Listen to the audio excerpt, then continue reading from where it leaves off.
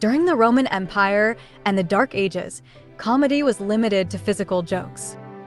Yet, before the collapse of the Roman democracy, comedy focused on the quirks and oddities of social interactions. Nonetheless, at the beginning, when the ancient Athenians first invented theater, comedy was neither physical nor social.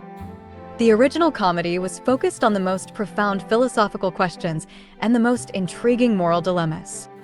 Aristophanes, the oldest surviving comedic playwright, embodies this type of comedy. Through his surviving plays, we may therefore peer into the political controversies and existential preoccupations of ancient Athens and early Western civilization. Aristophanes' plays, analysis and critique. Aristophanes' plays are unquestionably political. As a superficial proof of this, take the fact that the man was sued on 3 occasions regarding the contents of 3 different plays of his by the political leader of his society. As such, even a cursory analysis of Aristophanes' plays begs the question, what were his politics? What was his ideology? And perhaps, what would he think of our own present-day political questions and situations? Unfortunately, in contemporary times, people often consider social questions as the pinnacle and, perhaps, even the most relevant of political questions. Let it be known that this appears not to have been the case in Western antiquity. As a joke, it is often said that the Greeks and the Romans would fight each other over political philosophy, while modern men fight over mere sexual practices. Nonetheless, let us begin this analysis by peering into Aristophanes' social or sexual views. The first realization that arises on the subject is one in which the novelty of the so-called sexual liberation is put into question. Aristophanes' plays are extremely sexual. Generally, these end with someone having sex, often with more than one partner. Of course, in ancient Greek societies there was nowhere near as much gender equality as there is now, and the plays of Aristophanes generally reflect that standard. Yet, on Lysistrata, Thesmophoria Festival, and Women's Assembly, the women are the heroines. These demonstrate equality or even superiority over men. Concerning the stereotypes about Greek acceptance of homosexuality, let it be known that in every play, Aristophanes makes fun of homosexuals. To him, homosexual flamboyance is something to be jeered at. So, on social questions, he certainly does not follow a doctrine of political correctness. For now, let's move on to deeper, more substantial, political questions. Concerning his economic views, it is hard to conclusively decide anything. He was an aristocrat, as such one might think he was against economic opportunity and equality. Yet, that is exactly what he argues for in several of his plays. None more so than in Wasps. He frequently complains about Athenian wealth inequality and even proposes a solution. Yet, in plays such as Acharnians and Knights, he criticizes, and in response is sued, by the poorer people's political champion, the now infamous Cleon. It is important to keep in mind that at the time the Athenians were fighting the Spartans who prided themselves on absolute economic equality. The critiques he makes of Athenian society have been used throughout history by political conservatives or right-wingers, meaning those who favor centralization of political power, as opposed to popular autonomy. In simpler words, throughout history, Aristophanes' critiques of Athens and the likes of Cleon have been used or interpreted as proofs of the folly and unsoundness of real democracy. Yet, it seems to me that such an interpretation is in fact irrevocably erroneous. Consider how Aristophanes repeatedly condemns the politically manipulative nature of religion. Plays such as Birds, Peace, and Frogs parody religion, while his last play, Plutus, outright challenges and insults the traditional religious narrative. In nearly all his plays he insults and jeers all beneficiaries of religion, and he often accuses politicians of using religion for their own personal benefits. Likewise with nationalism. The fact that the people might be manipulated by such notions or deceptions should not be considered a detriment of democracy. In fact, not only do such things happen in all other political systems, but perhaps democracy, true democracy, is where these things have the least potency. It is important to keep in mind that the politicians in ancient Athens did not have any direct political power. They merely were highly influential people that on occasion were elected to lead a military campaign or manage some civic project. If one agrees with Aristophanes' complaints, then one is forced to feel all the worse about our present-day oligarchical political systems. As a brief digression, know that ancient historians such as Xenophon or Dionysius of Halicarnassus describe how Spartan representative democracy quickly rots when mired in wealth inequity. There are two miscellaneous points that I must mention. First, the question of Socrates' execution. Plato, the philosopher, who was an aristocrat and was not present at Socrates' trial, famously argues that Aristophanes' jokes, in particular the play clouds, are largely responsible for the jury, a jury of 500 people, voting to execute the philosopher. On this topic, it is my belief that Clouds does not in fact treat Socrates very derisively. In my opinion, there is no need to bring up Aristophanes in order to explain Socrates' execution. The second point, arguably an unfounded imagination on my part, regards what is in my opinion Aristophanes' deepest philosophical claim. I speak of the moral message or philosophical argument found in Wasps. It seems to me that Wasps argues that judging and indirectly all valuation is rationally unfounded. In fact, that everything or anything is rationally unfounded. This notion, it may be argued, is insinuated in most of his plays.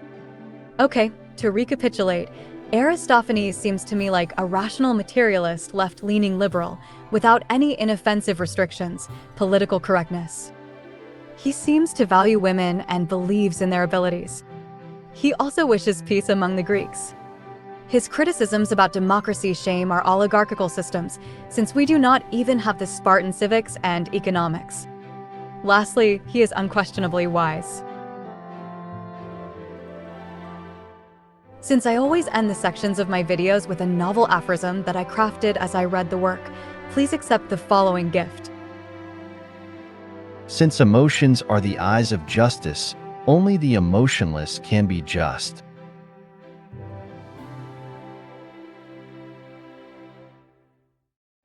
Aristophanes' plays, Acharnians.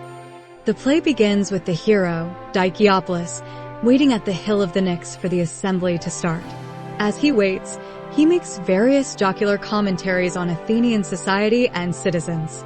Eventually, people begin to come in as he said they would, all jostling for a front row seat. When the crier asks who wishes to speak, a certain Amphitheus steps up and claims the gods have given him the natural right to barter his own peace with the Spartans. The crier responds by ordering his arrest, and Diciopolis attempts to defend him. Before the man is dragged away, the crier announces that the ambassadors sent to barter with the Persian king have just arrived, and that they must be allowed to speak first. These ambassadors bring with them the king's representatives. The hero complains about them and calls the whole enterprise a waste of money.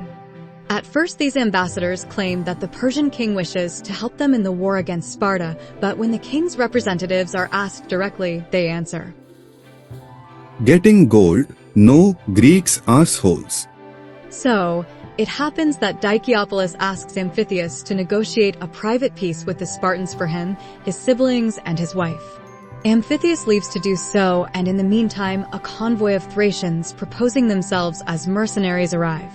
This turns out to be a rather inconsequential time filler, but there's a curious joke about circumcision as Diciopolis lifts up one of the mercenaries' kilts and asks, Don't tell me these men are owed a mansions. Who's been docking their cocks? The assembly dissolves and Amphitheus arrives bringing loads of truces. However, he cannot stay as he is chased by a chorus of Acharnians' war veterans. It may be found in Thucydides' Histories, a work I have also written about, that the term Acharnians refers to one of Athens' demes. These were not only voting blocks, but also geographic areas of Attica, thus akin to a state in the contemporary United States. The chorus is composed of these angry old men. They complain that such private truces are an unpatriotic betrayal. As the old men are searching for who has made a private truce, Diciopolis comes out of his house with his wife and daughter as if engaging in a religious ritual. He mentions some things about his family that I will not elaborate. Perhaps merely because it is comical, he behaves and speaks as if he were a wise prophet. Because it is so jocular, I am obliged to quote. It's infinitely nicer to grab a young girl in the bud as she is collecting wood, that Thracian wench perhaps, from the back of beyond, to squeeze her by the middle, throw her to the ground and crack her kernel. It's him, the man. It's him, stone him. Stone him, stone him, stone him. Give it to him thick and thin. Got a stone there, got a stone. Great Heracles! What's going on? You'll break my pot. It's you will break, you horrid deadhead. You venerable dotterers, for what? What a question to ask, you filthy rat, you cursed betrayer of your people. The only one in our midst to settle a separate peace, you dare look me in the face. Oughtn't you first to know my reasons? Listen. Listen to you. You're finished, and will flatten you under heaps of stone. Not before you've heard me. Please, forbear. Good people, I appeal. Dicaeopolis claims that in many ways it is the Spartan who are the injured party. If he is allowed to speak, he can prove it, and that if they are not convinced by his words, he will let them kill him. Since they won't let him have his word, he threatens them with doing harm to their most precious love. He runs into the house and comes back holding a knife against a basket of charcoal. They beg him to not harm the coal. They agree to let him speak, and he begins by saying, I know the way country folk respond. How easy it is to con them with flattery of themselves or of their city, whether true or not and however shitty, of which they're completely unaware. I know too how the old ones think and want to sting by how they vote. And I know how I got stung last year by Cleon because of my comedy. It turns out that though this is Aristophanes' earliest surviving play, the previous year he had made one wherein he made fun of a most famed, or infamous, politician named Cleon. This politician responded by suing him and did so again after this play. Returning to the play, the chorus complains that Dicaeopolis is simply delaying. Thus, for some reason, the hero calls on Euripides to help him.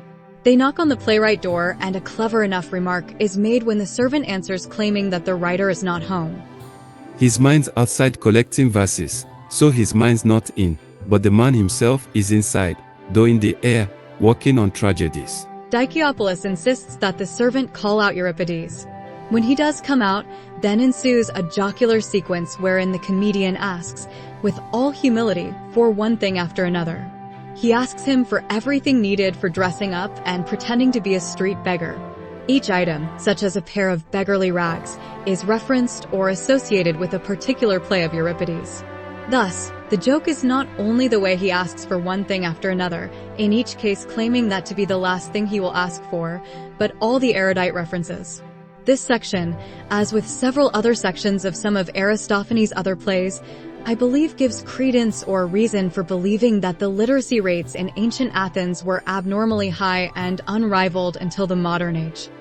Going back to the story, the hero continues his speech, and he begins as follows. Friends, I trust that none of you spectators will think ill of me dressed up as a beggar and having the nerve to address the Athenian people in a comedy, but even comedy writers can tell the truth. And truth that I'll relate is shocking, but it is the truth.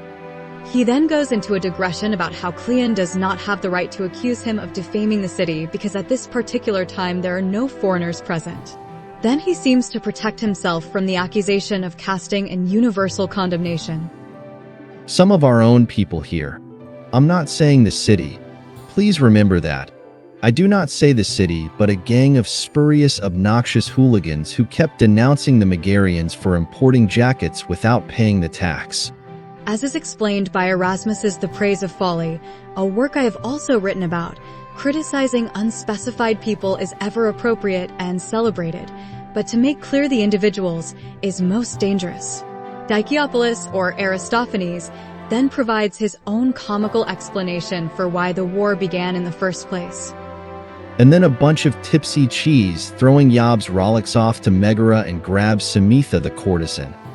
Then you Megarians, to even the odds, with garlic in your blood abduct 2 of Aspasia's tarts. So all it takes to be the cause of plunging the whole of Hellas into wars are 3 whores. Many believe this is a joke on Herodotus' histories, as the historian ever claims that wars are due to lust and romantic envy. Most worthy of explanation here is that Aspasia was the last woman of Pericles, who may or may not have previously been with Socrates, the philosopher. I do not know if it is a fact that she ran a brothel, but she definitely gathered a lot of people at her establishment for one reason or another. Either way, the comedian goes on to explain that the Megarians were forced to ask for the Spartans' help in restituting their consort, and the Spartans asked nicely for the Athenians to cooperate. But alas, too many in Athens were hungry for glory, fame, and adventure. Once he concludes, the chorus splits into two groups. The first leader denounces him as a villain, and the second changes his mind and claims that he is in fact absolutely correct about everything. A fight almost breaks out, but the then famous general, Lamachus, arrives to keep the peace. Both, the leader of the first group and Dicaeopolis, try to appeal to Lamachus. A joke ensues wherein the hero is nauseated by the military paraphernalia worn by the general, such as his shield with the head of Medusa and the feathers on his helmet. I reckon the joke here is a bit of self-depreciating humor. Such as in contemporary times, a leftist Hollywood movie will use hyperbole towards hippie, tree-hugging, vegan stereotypes, and things of that nature. Soon enough, the comedian gets into an argument with Lamachus when the former accuses the latter of taking pay, of making a generous living, while there are poor, old, gray-bearded men fighting in the ranks. The end of the discussion is noteworthy. Yes, and all drawing pay, whereas the rest of you, wherever you are, never get any. Tell me, Emberson, graybeard though you are, have you ever served on embassies? What? Never? Never, he says, though he's steady and able-bodied. And you, Barbecue, Fatherbird, and Oaken-hearted, has any one of you had a glimpse of Ecbatana or the natives of Chaunia? What? Never? But Koisira's son has, and so has Lamachus, despite the fact that only yesterday, because of their unpaid bills and dues, their friends were advising them to keep out of reach, as if they had to dodge slops from open windows. Democracy, democracy, this is too much. Not as long as Lamachus gets his pay. That's it then. I'll damn well go after Spartans with ships and men, might and main. And I, for my part, announce free trade between me and all Spartans, Megarians, and Boeotians, but not Lamachus. The argument is as old as democracy. In war, wealth inequality is not only accentuated, but it is also more easily transformed into political or social inequality. This critique might easily be taken by many as proof that Athenian-style democracy is flawed, yet I believe the reverse is true. Not only does Aristophanes openly criticize the war and the generals during the middle of the war, which is unheard of in modern so-called democracies, but Lamachus' defense puts to shame any defense of modern commanders in modern democracies. After all, these may still be profiteering from the war, yet Lamachus and his peers had to earn that position of power through something that, even in the most contrary of interpretations, is still most merit-worthy than their modern counterparts.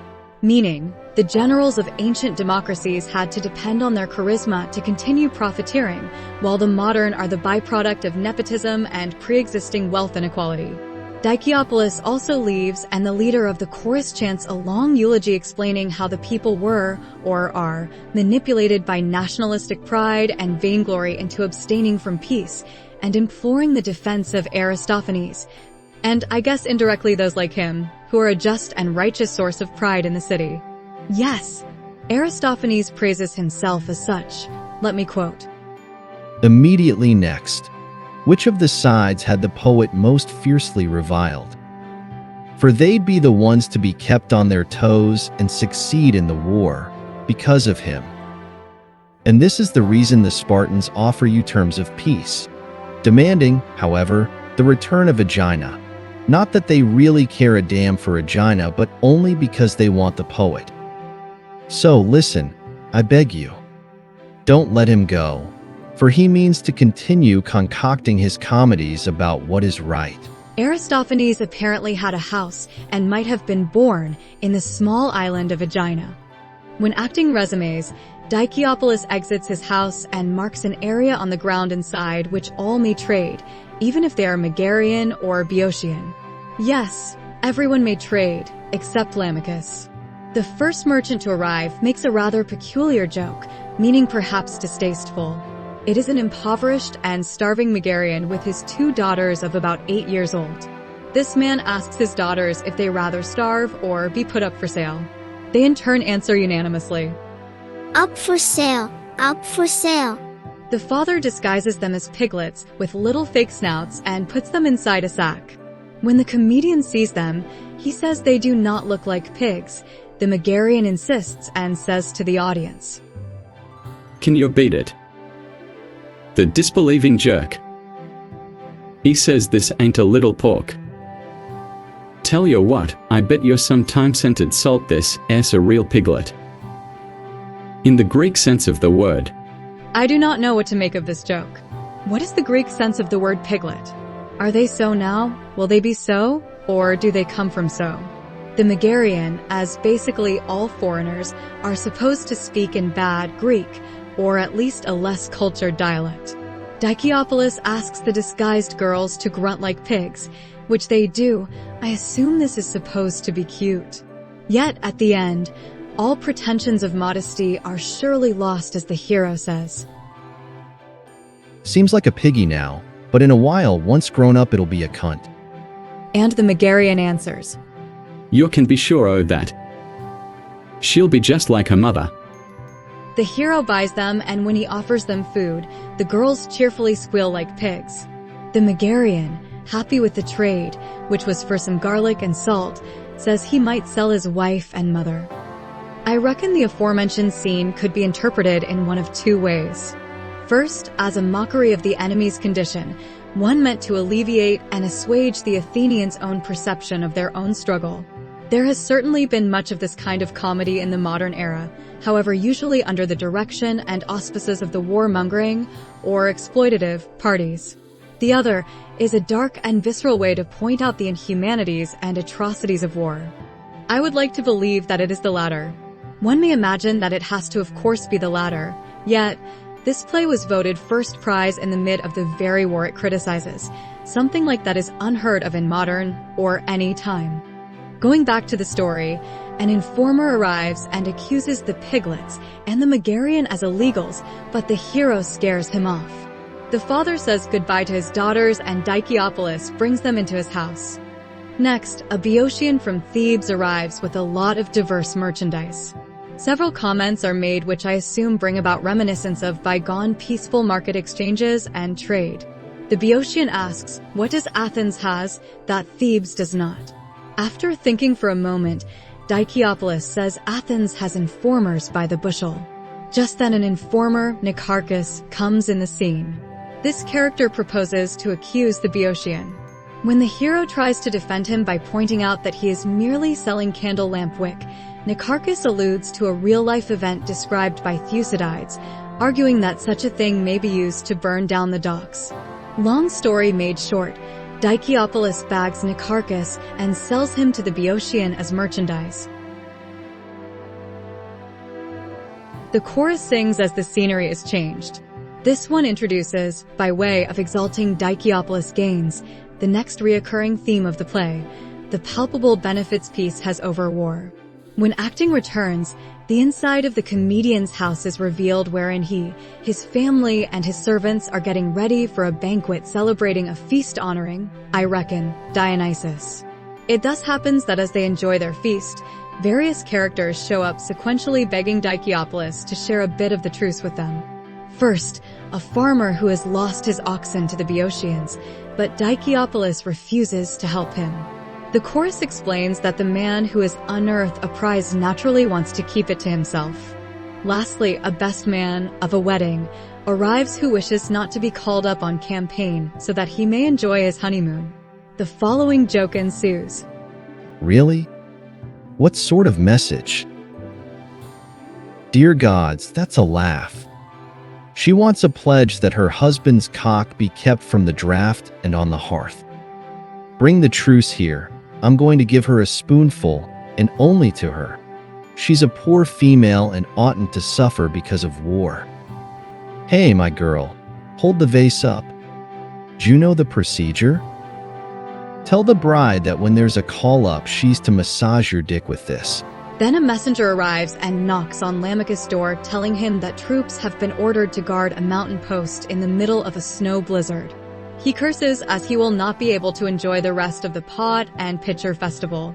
Another messenger arrives to tell Dicaeopolis that he is summoned to a joyful dinner ordered by the priest of Dionysus, in which there will be all sorts of luxuries, pleasures, and the like.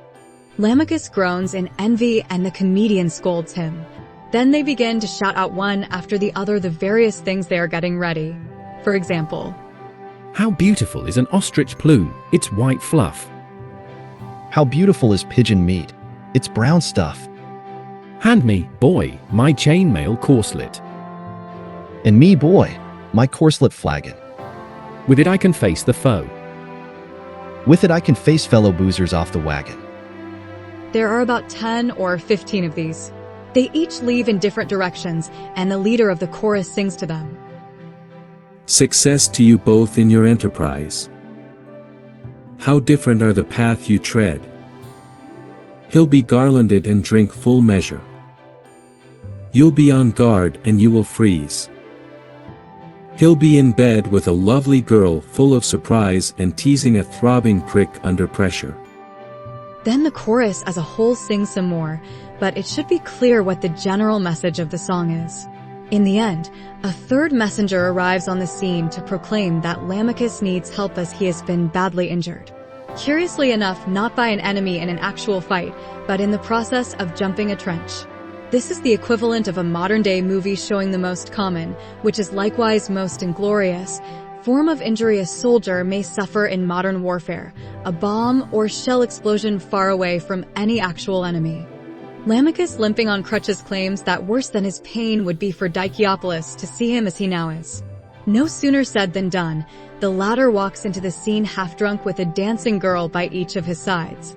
Perhaps the last joke of the play, outstandingly that this would be approved in time of war and win first prize.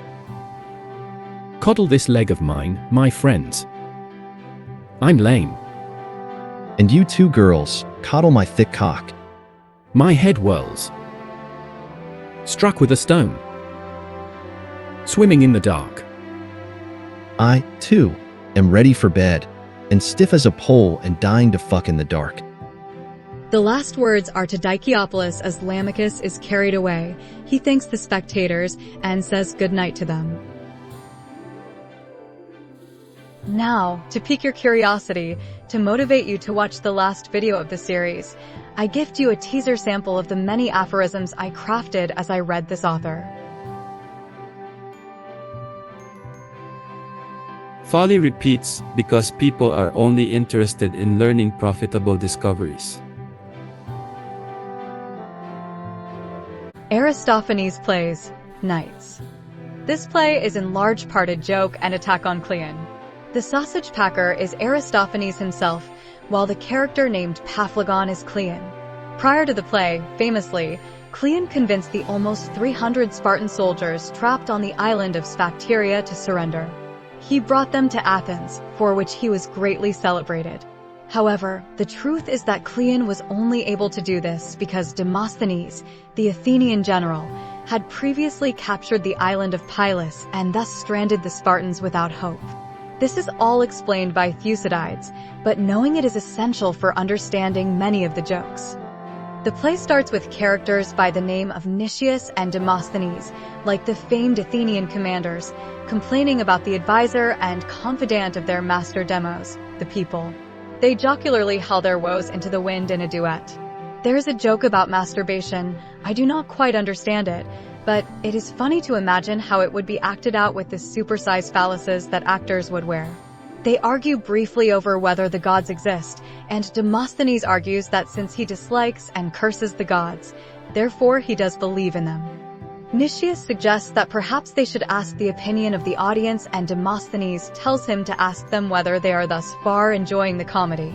Nicias then speaks directly to the audience, saying, Let me explain. We have a master with a farmer's mind, a crusty old grouch known as Demos of Nix Hill, a half-deaf flaky little man. Last market day he bought a servant, a tanner by the name of Paphlagon, a real heel and a consummate liar. The other day, for instance, I baked a cake with Pylos in it and Paphlagon sidles up, snatches it, and passes it off as his own, my bloody cake, that is. Then, knowing what a simpleton the master is and how he dotes on sibyls, he chants oracles. Oh, this Paphlagon's a genius at fibbing and tells lies about us all so's we'll get a beating. Demosthenes suggests that perhaps they should just kill themselves, and thus they discuss the noblest way to do such a thing. They mention how Themistocles died by drinking raw bull's blood. You can learn about the incredible life of Themistocles from Plutarch. Another joke is made wherein Demosthenes says that since suicide is so difficult, they might as well merely drink some wine and pray to Providence. Nicias scolds him for being a drunk, and Demosthenes makes the following jocular eulogy in favor of drinking. Is that so? You wishy-washy gush of twaddle. You have the gall to scoff at wine, so wholly beneficent. Can you think of anything more heaven-sent? The prosperous are precisely those who imbibe, success is theirs, they win in court, they are happy people, and they help their friends. So, go this minute and fetch me a flagon of wine. I need to irrigate my mind and hit on something brilliant. Later on, Nicias says on the same subject, In that case, I'll have another drink. One has to water the mind to come up with surprises. At the moment it occurred to me that several aphorisms could be crafted out of the idea. I do not know. I am not fond of alcohol. At the end of the video, I will mention my favorite. Somehow, they get their hands on a parchment with an oracle that not only predicts the rule of the leather tanner, or hide maker, meaning the rule of Paphlagon or Cleon, but it also foretells who will bring about his demise. It is worthwhile to remark that Athens was a true democracy and therefore Cleon, or anyone else in particular, did not actually have any power, he was merely very influential. It follows from the prophecy in the oracle that Paphlagon will be replaced by a sausage packer, and no sooner is this said that they run into one. At first, sausage packer does not want anything to do with them, and so Demosthenes tries to entice him as Nicias leaves to keep an eye on Paphlagon. There are several jokes wherein he tries to motivate sausage packer to make a bid for power. I will quote some. Tripe indeed, you mutton head, just take a look over there, you see these serried ranks of stooges? Of course I do. You're going to boss the lot, market, port, nix, the assembly, bar, you'll tread it underfoot and cut the generals down to size, chain people up, put them behind bars, go fucking in the town hall. Isn't that enough to make you happy? Just take a glance with your right eye towards Cairo, and swivel the left eye towards Carthage. Ooh. What a pledge. But I'll be cockeyed, damn it. But I don't think I'm worthy of being Mr. Big. Bullshit. How can you say you're not worthy? Don't tell me that you're not a bad egg and that your family has a good reputation. Shucks no, we're lowest of the low. Thank God for that. In the rat race, that's a good start. Demosthenes goes on to claim that for succeeding in politics it is better not to be educated. Subsequently, he points to the real Cleon who was then in the audience and calls him Paphlagon, the hidebound one. I should explain, it might be that the name, Paphlagon, suggests a barbarian territory, which is naturally derisive. Also, that he be a leather tanner is supposed to be bad because he is a working man instead of an aristocrat. Sausage Packer complains that no one will help him because the rich are all a quiver, and the poor get diarrhea. Demosthenes then makes clear the reason for the title of the play as he says that the knights will help him. At this point, Paphlagon enters the scene. By the way, after this performance, Cleon sued Aristophanes for a third time. Paphlagon begins by boasting that he would defeat any opponent in debate, and Sausage Packer is ready to flee, but the chorus of knights arrives and encourages him to stay and slay the villain. In the ensuing interchange, the chorus and Sausage Packer accuse Paphlagon of all sorts of crimes and dishonesty, not the least of which is corruption. In the end, the chorus says, I am glad to say there is someone here even slimier than you are. who from the very start I think will see out sleaze and outclass you in vice, trickery, and brass. Sausage Packer elucidates on this remark by saying, So what? I learned to be a trickster from the cradle. At the butcher's I'd say, "Hey boys, see, a swallow springs here." And when they looked, I swiped a steak. A meaty snatch indeed, like grasping a nettle, but you only get the chance when the swallows come. I never got caught red-handed. The trick, if anyone should spot me, was to stuff it up my crotch and swear to Zeus my innocence. Once a politician saw me doing this and he observed, "Mark my words, a day will come when this boy will rule the realm." He got it right, but only because you told a lie, which is no surprise, and hid the meat between crotch and ass. Paphlagon goes to the Senate to accuse Demosthenes and Sausage Packer as traitors and conspirators. Some jokes are made as if the Sausage Packer was getting ready for an actual boxing match, and then he also leaves for the Senate to defend his name. Then the chorus sings a long eulogy I cannot fully understand. It seems to be a nationalist praise of Athenian ideals, virtue, and martial prowess. What I cannot devise is why sing about this subject in particular? When Sausage Packer returns, he explains how he and Paphlagon competed for the Senate's regard. He says he told the senators that sardines are now really cheap, which for some reason the senators love. Paphlagon tries to steal his momentum by suggesting that several cows must be sacrificed in celebration of the news. Sausage Packer ups the bid by suggesting even more animals need to be sacrificed. They were ready to throw Paphlagon out of the room, but he claims that the Spartans have sent an offer of truce. The Senate declines because they believe that the Spartans must only be interested in the sardines. The whole, I guess, is merely meant to be comical. Both the elected officials and the demos, the people, are subject to manipulation. In the end, the chorus celebrates Sausage Packer. Paphlagon storms into the scene angry, and the following exchange, representative of the whole, ensues. I can make people open up or close. It's a knack. That's nothing. I can do the same with my arse. Well, fellow, I'm not going to let you get away with taking a crack at me in the assembly. We'll go to the people. We'll go to demos. Sure. There's nothing stopping us. Let's be off without delay. Come on out, demos. Demos answers, and they both begin competing for his favor and trust. They all head to the Knicks where the two will debate, and Demos will choose which is in fact a better advisor and counselor for him. Funny enough to note, they begin with the following. To you, Lady Athena, sovereign of my town, I utter this prayer. If it be true that I have been the greatest benefactor of the state, apart from Lysicles, Salibacho, and Cinna, may I go on having my town hall dinners as a reward for doing nothing. But if I am no longer in your good graces anymore and fighting your battles, then murder me, cut me in two, and turn me into rider saddles. And, Demos, as for me, if I don't love and cosset you, turn me into hot dogs, or put me in a stew, and if you can't believe me, grate me into Parmesan on this very counter, or yank me away by the balls with a flesh hook to the potter's quarter. It happens that at one point, Paphlagon compares himself with, and claims to have done more than, none other than Themistocles. Sausage Packer does not hesitate to chastise this pride. Although Themistocles was great, remember that he was ostracized and died under the service of the Persians. Meaning, it must be that only the scoundrels still thought highly of the hero. Later, Sausage Packer comes up with the following jocular observation. Hang on a minute. I've just thought of something.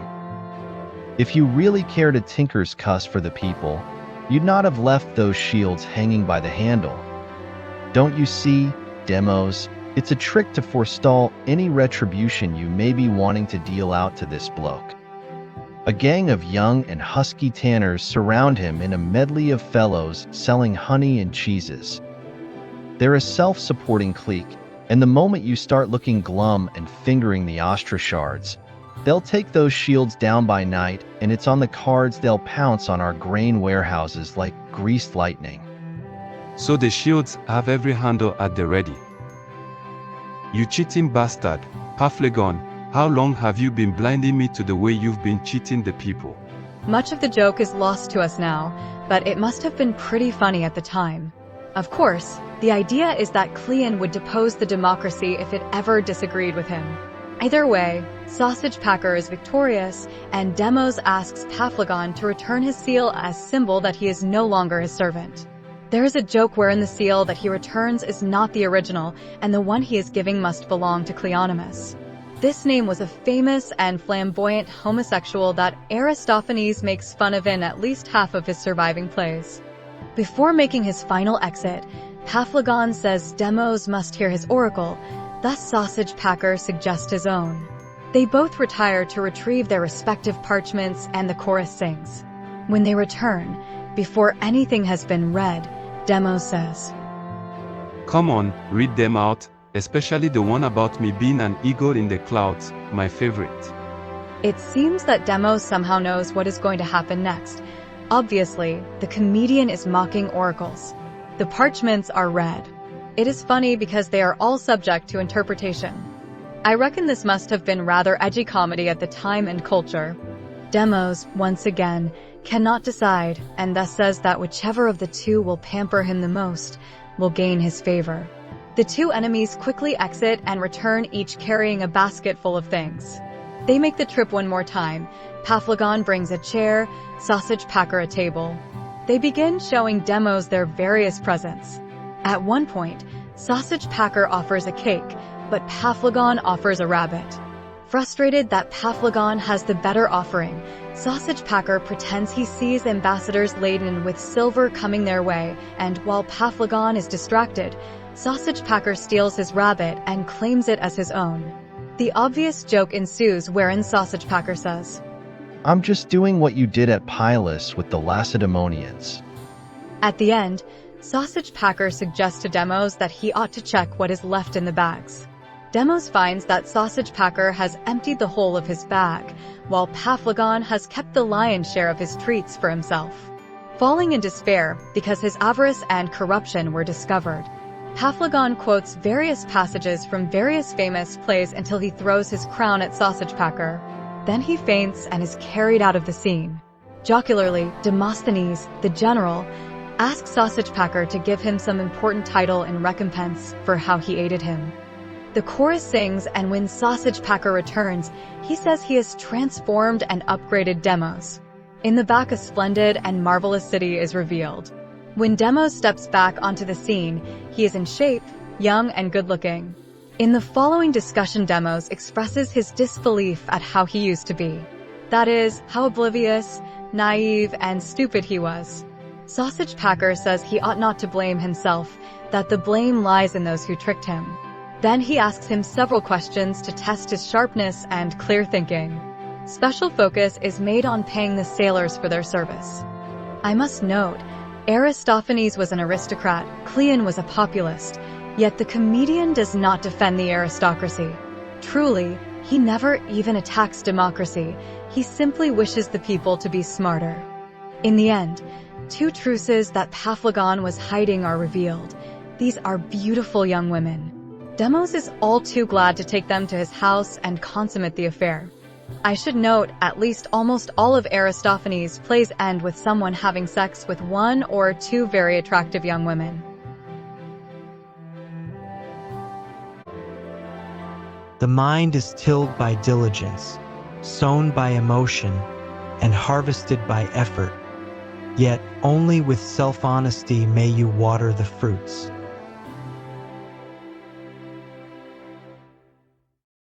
Aristophanes plays Clouds. A jocular scene is played out as Strepsiades counts and tallies his debts. In the meanwhile, his son, Phidippides, speaks in his sleep about horse racing. The father complains that his son is lazy and only thinks about sport and gambling. In fact, he blames his son for all his debts.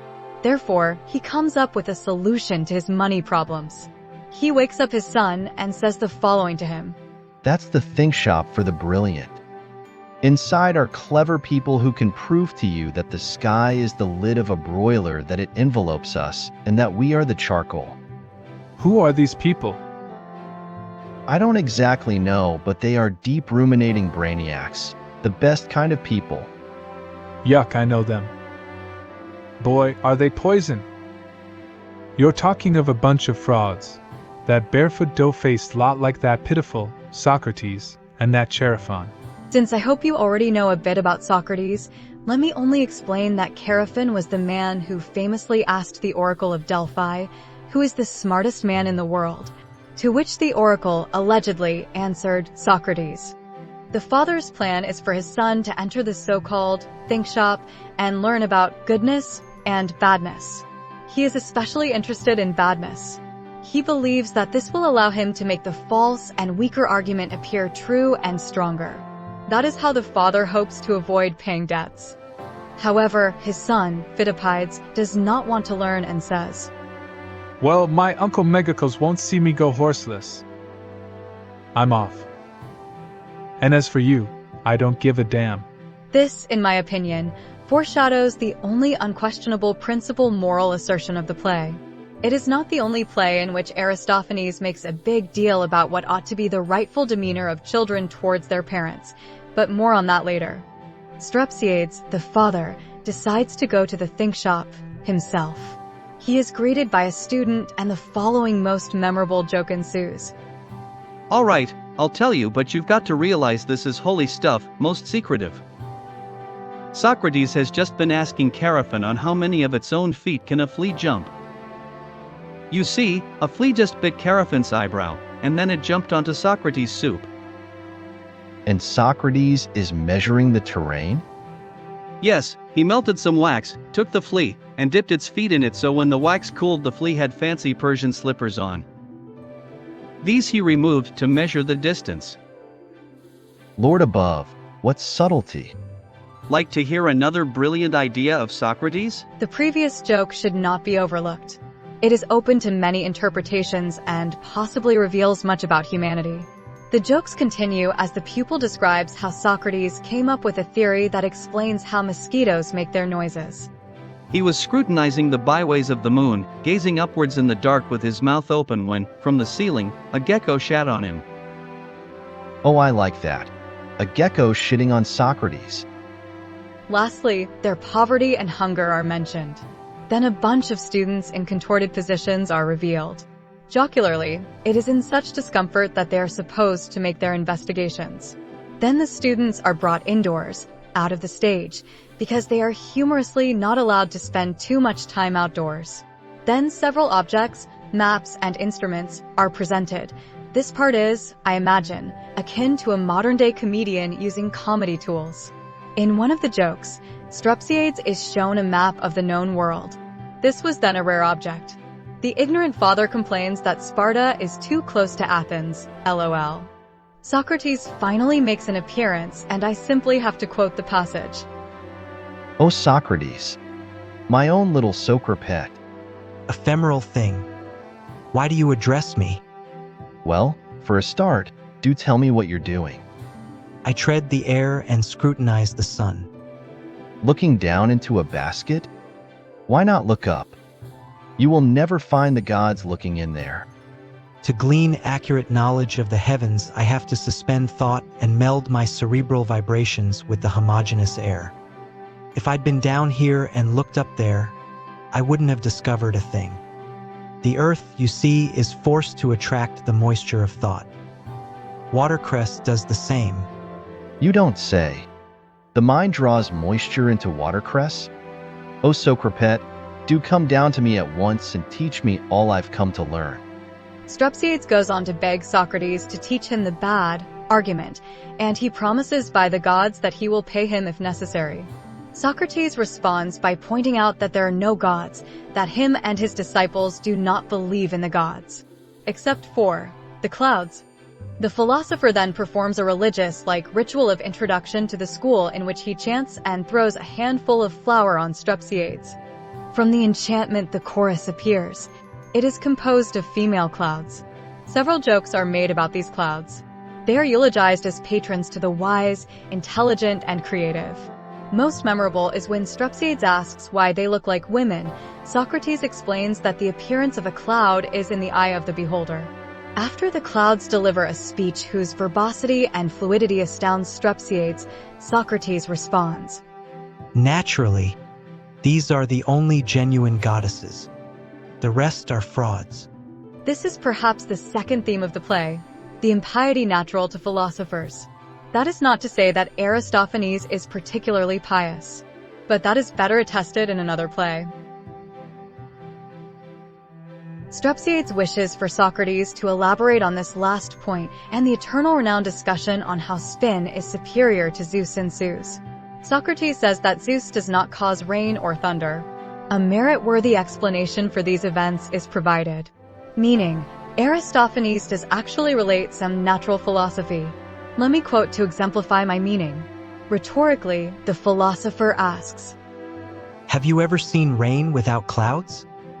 Otherwise, Zeus would have to produce the rain himself when the clouds are not at home. Regarding the motion of clouds, Socrates claims centrifugal pressure, to which Strepsiades hilariously enough replies, Centrifugal pressure? I never thought of that. So, it's no more Zeus. Centrifugal pressure reigns. As for thunder and lightning, Socrates says, Learn from your own experience. Have you ever filled your tummy with soup at the Panathenaic festival, then felt a sudden rumble and upheaval? When Strepsiades says that lightning is directed intentionally, that Zeus strikes immoral perjurers, Socrates replies, among other things, and may I, your narrator, be struck by thunder if this is not an honest piece of philosophy. The oak tree is hardly a perjurer. It is hard to imagine how this would have been received at the time. One thing is clear, Greek religion was not like most modern-day religions. Just look no further than the Iliad and the Odyssey. These seem to be openly metaphorical and allegorical.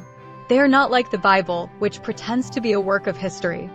Strepsiades expresses his conversion and says he will no longer make any offerings or pour libations or pour incense to the fake gods.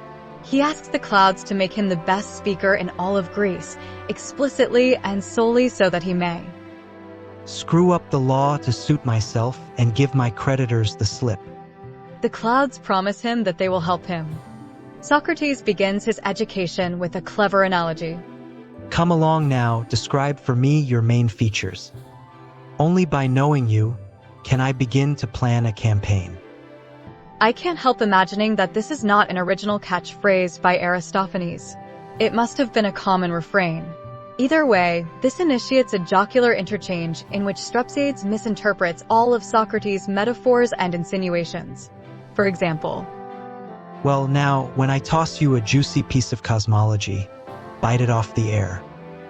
So, I'm going to gulp down knowledge like a dog? The man's a barbarian, a complete clot. Subsequently, the chorus sings the parabasis in which, as usual, Aristophanes praises himself and argues that he should win first prize. When acting resumes, Socrates scolds Strepsiades. The philosopher says that he is useless, fruitless, and a hopeless student. A series of jokes occurs wherein Strepsiades once again misinterprets all of Socrates' questions. The philosopher is asking about things that would no longer be qualified as part of philosophy. He asks about what we would now qualify as the elements of music, at least classical music. The jokes are lost to me as I do not know anything about this. Thus, it is hard to laugh at Strepsiades' incompetence and ignorance. After Strepsiades complains that all he wishes to learn is badness, Socrates replies, But there are lots of other things you ought to know. Which of the quadrupeds, for instance, are unconditionally male? Strepsiades tries to demonstrate that he already knows such things and ends up naming chicken as male. Socrates points out that he is making the mistake of using the same word for cock and hen. Strepsiades is astounded by the revelation, and Socrates explains that he should use the terms cock and coquette. This in turn leads to a pun about Cleonymus, the stereotypical homosexual that Aristophanes always makes fun of because of his flamboyance.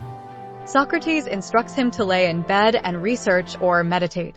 He is uncomfortable because of the bedbugs, but when Socrates returns, Strepsiades shares some of his ideas or revelations. These include hiring a sorceress to stop the travel of the moon as his loans are due after the next new moon. Also using a prism or crystal to burn the record of his loans.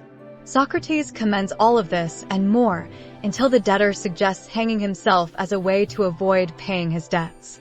Socrates does not like this idea and replies, "You're driveling. Make yourself scarce. I'm not going to teach you anymore." As a result, the clouds tell Strepsiades to send his son in his place, and he agrees to try that again. A curious remark is made revealing that the clouds are planning to betray or correct Strepsiades. The chorus says to Socrates, "You realize that very soon it's going to pay off? Leave it to us goddesses to see to that. Here is a man who's ready to grant you every boon. See how impressionable he is, struck by the moon. So, get a move on to make your money. This kind of luck always ends too soon." Strepsiades argues to his son, Philoppides, a youth, that the gods are not real. He says that the true cause of Zeus' supposed powers is spin. Let me quote a section of the exchange. Spin. Spin has given Zeus the push. Man, you're drooling. Believe me, it's true. Who says so? Socrates of Melos and Caraphon, the expert on fleas' toes. You believe ninnies like that? You're off your rocker. Watch your mouth, and don't you dare be a mocker about such wise and perspicacious men who are so stingy that not one of them will treat himself to a haircut or a cream massage, let alone a bath. I guess a religious person might find offense. They might, indeed, think that Socrates corrupts the youth. As their discussion continues, a mention of Pericles is made. Pericles has been dead for, I estimate, about a decade and a half. This is one of only 2 times that Aristophanes mentions Pericles. I wonder, what was his opinion of the man? Certainly, I imagine he could not have hoped to make much fun of him. That would be like making fun of Washington or Lincoln in present-day America. Either way, Strepsiades convinces his son to go to Socrates. The boy is introduced to goodness and badness. These two, as they are speaking characters, get into a debate or argument over who will take up the youth. To exemplify some of their debate, let me merely mention that at one point, goodness says to badness, "You're the cause of our teenagers shunning schools. Let me describe to you how a boy was educated in the days of my prime when I was promulgating what was right and common decency was the norm." His argument is unquestionably conservative, though it makes one question if oneself is not conservative also. Take this little gem for example. At the trainers a boy had to sit with his legs crossed so as not to torment any viewer with lust, and when he stood up he had to smooth down the sand so as to erase the imprint of his young virility from the gaze of any gloaters. In those days no boy would anoint himself with oil below the navel, and his genitals were a marvel in their downy, dewy bloom, like ripe apricots. I reckon these remarks would have made even a conservative laugh at themselves. Then on the other hand, in our time no such thing would even be a question for a variety of reasons. Goodness goes on to invoke the men that battled at Marathon, which would have been a glorified past for the audience. You may learn about it from Herodotus. Towards the end of his speech, Goodness says, "If you do this, let me tell you, and never let it slip your mind, you'll always win a glistening chest and glowing skin, broad shoulders, a small tongue, a mighty bottom and a tiny prick." One imagines that associating goodness with tiny penises is a joke on conservatives. Badness makes exactly the opposing argument. Speaking of Peleus and Thetis, the parents of Achilles, he says, "He was too much of a gentleman and missed all the fun that a night under the sheets is. A woman enjoys being played with." He continues this line of reasoning speaking directly to Philoppides by saying, "Make a list, my lad. Consider the onus on good behavior and all the pleasures that you lose with it, boys, women, cards, good food and drink, hilarity. Cut these out, and what's the point of living? Should you ever get caught prick-handed, simply blame Zeus and say, look at him, the randy old thing. It's not at all odd, he couldn't handle temptation. How can you expect a mortal to be better than a god? Long story made short, badness, pressures, goodness, to admit defeat, and the latter leaves the stage. I should note that one is forced to wonder, given Greek religion, given the worship of a god as Dionysus, how could goodness, a social conservative, ever win this argument? It is funny to even wonder how this was all interpreted. Philippides goes into the think shop with badness, and ominously, the chorus of clouds says to Strepsiades, I'm sorry for you.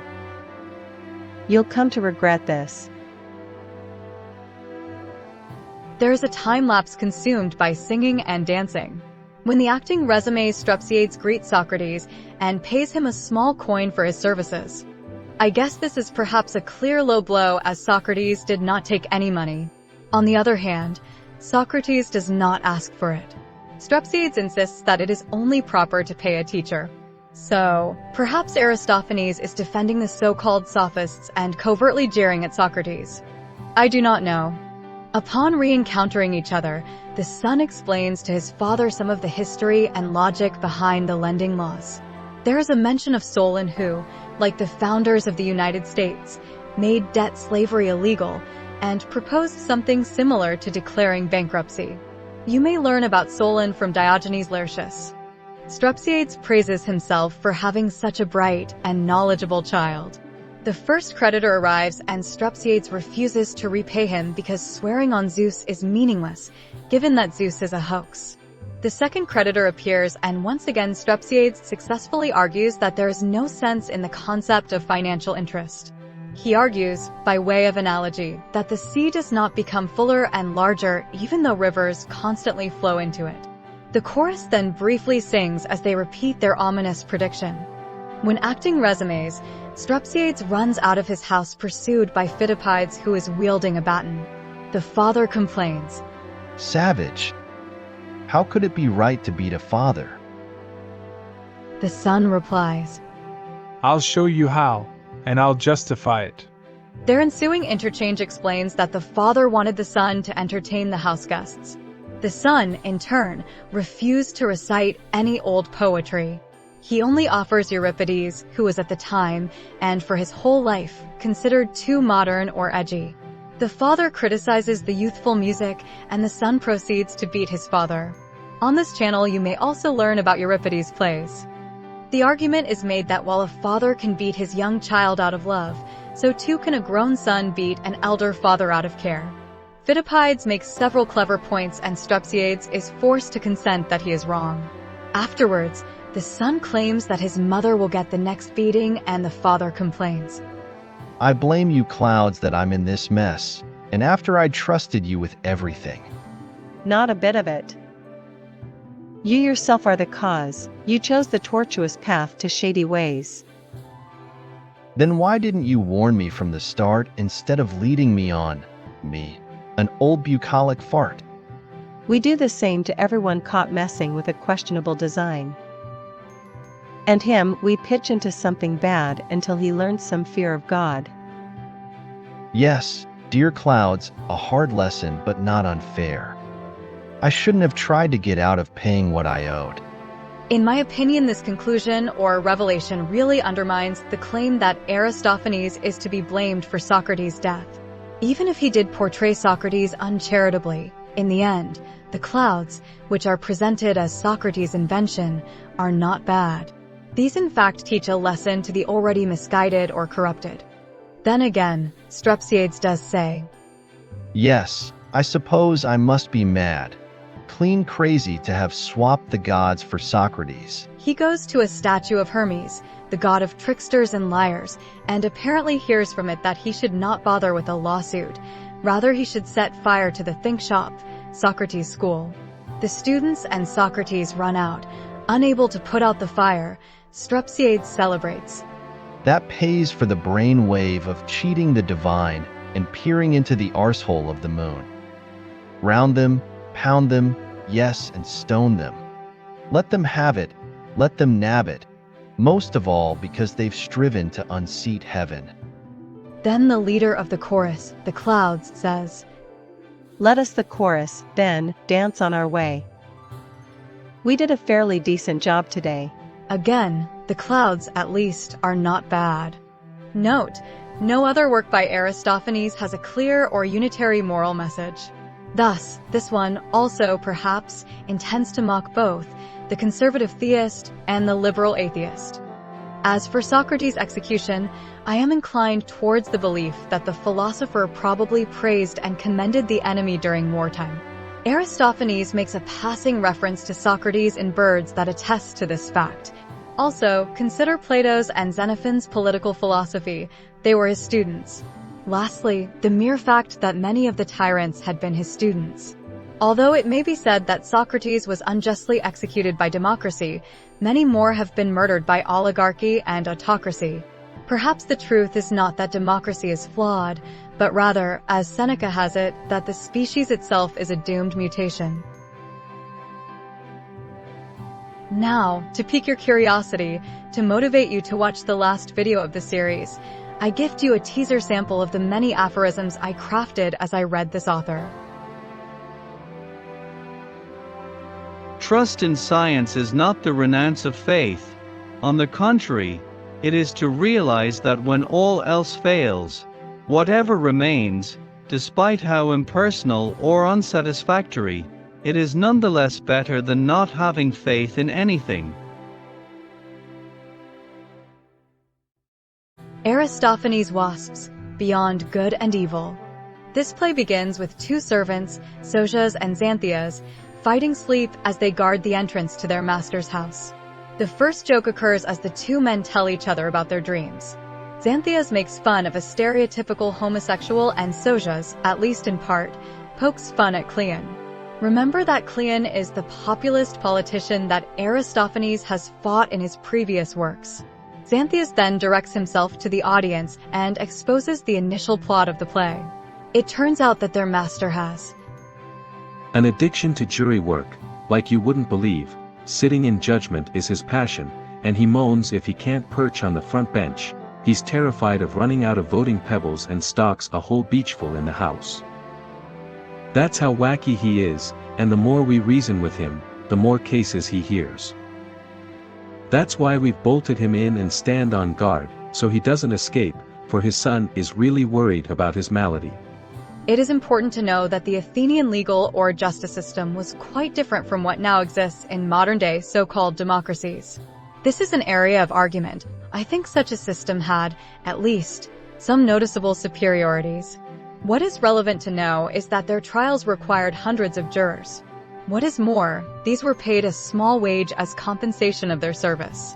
Therefore, older, retired, men made a habit and almost profession out of jury duty. Explaining why exactly there was a need for so many more jurors, how this worked, and what were the consequences, benefits, of this system would require far too long of a digression. No sooner do the servants finish their explanation, at the end of which they mention that the house has been covered with a netting to make sure Philocleon cannot escape, that his son, Delicleon, shouts that his father is attempting to climb the chimney. When asked, the prisoner answers that he is no more than smoke itself coming out. His son pushes him down, and so the father tries pushing the exit door. He refuses to rescind his efforts to escape, as he says, The oracle at Delphi told me that if ever I acquitted anyone, I'd disintegrate. So, he is not only obsessed with judging, but also with finding guilt and blame. This has to be one of the main themes of the play. I believe Aristophanes is making fun of valuations, especially moral valuations. I opine that moral valuations are a sign of lacking certain mental capacities, such as introspection, extrospection, or perhaps simply abstract reasoning. Unfortunately, as with explaining what is true democracy, this is not the time or place for such a discussion. Returning to the play, the servants and the son notice a donkey leaving the premises, and they go catch it. Delicleon inspects it and says, No Odysseus clamped to your underside? Hold on a minute. There is, someone is tucked up underneath. Surely not. Let me see. Well, I'm damned. So, tell us, who on earth are you? Nobody. That's the truth. You will remember from the Odyssey that Ulysses and some of his companions escaped the Cyclops by hiding under the belly of some sheep. I thought it was funny. Xanthias wishes to sleep, but Deliclian warns that his father's juror friends will soon arrive to set free their prisoner. All three try, but fail, to stay awake. As they sleep, the chorus of jurymen enter the scene. Like Deliclian described, these are large wasps, with hornets on their backs which they can swing under their legs to stab or prick anyone that is in front of them.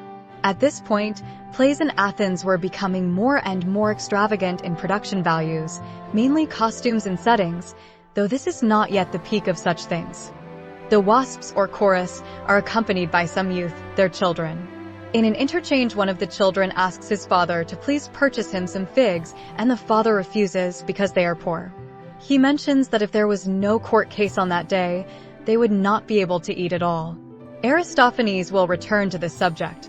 For now, let it be known that the exchange foreshadows, arguably, the most constructive socio-political critique of the play. Going back to the story, the wasps advise Philocleon to chew through the net that covers his house. Deliclian and Xanthias wake up. They enter an argument with the chorus leader, and Xanthias jocularly expresses his fear of the wasp stingers. Eventually, the chorus of wasps attacks the son and his servant, but these manage to drive them off with the use of smoke pouring from a cooking pot. Finally, the father and son agree to have a debate. The winner will concede to the other's wishes. Philocleon speaks first. He argues or points out all the perks associated with being a juror. Among these, he makes the curious remark that when boys are paraded for registration, we get a good look at their dicks. As he speaks, the son interjects that in truth jurors are tools, they are someone else's slaves. The father defends himself, indicating that he gets paid. He describes with jocular pleasure how his wife and children all tend to him with care after he is served in a trial because they wish to get part of the money. When it is Deliclian's time to speak, he begins with, It's a difficult and tricky business trying to cure a city with a chronic and long-ingrained disease well beyond the brain cells of a comic. I found this sentence worthy of record. Long story made short, Deliclian argues that Athens is in fact very wealthy, not the least of which because of the tribute the city collects from its, at least in part, forced allies. Yet, the total amount that is spent on the juror's salary is but a small fraction of the city's revenue. It should suffice to make clear, as the interchange between the child and the chorus insinuates, the Athenian juror system also served the function of a welfare system. Allow me to clarify, unlike Sparta, in Athens there was plenty of wealth inequality. The economic condition of each city easily leads to the impression or claim that one was capitalist and the other communist. I have to remark it because people like Plato or Thucydides often denounce Athenian or true democracy as a tyranny of the poor, but a discussion about this subject would launch far too long of a digression. When Philocleon asks where the rest of the city's revenue is being spent, Deliclian denounces the war effort as wasteful and filled with corruption. What is more, at one point, the son says to the father, Slavery? Not half?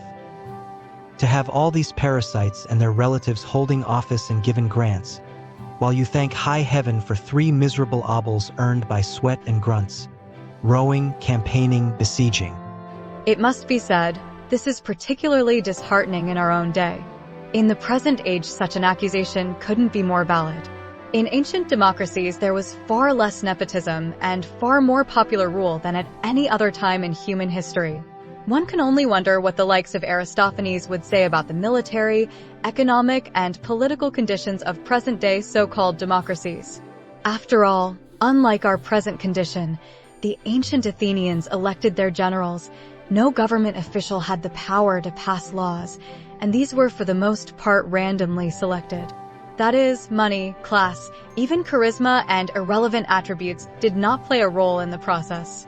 Their system was certainly an order of magnitude fairer than ours. Of course, fairness is an epistemological construct without any objective solidity, but this is all a digression. As Philocleon is being convinced, Deliclian sounds as a modern-day Bernie Sanders or Roosevelt or real socialist. You could be really wealthy, everyone else too, but somehow so-called democracy has got you on strings. Master of cities from Sardis to the Black Sea.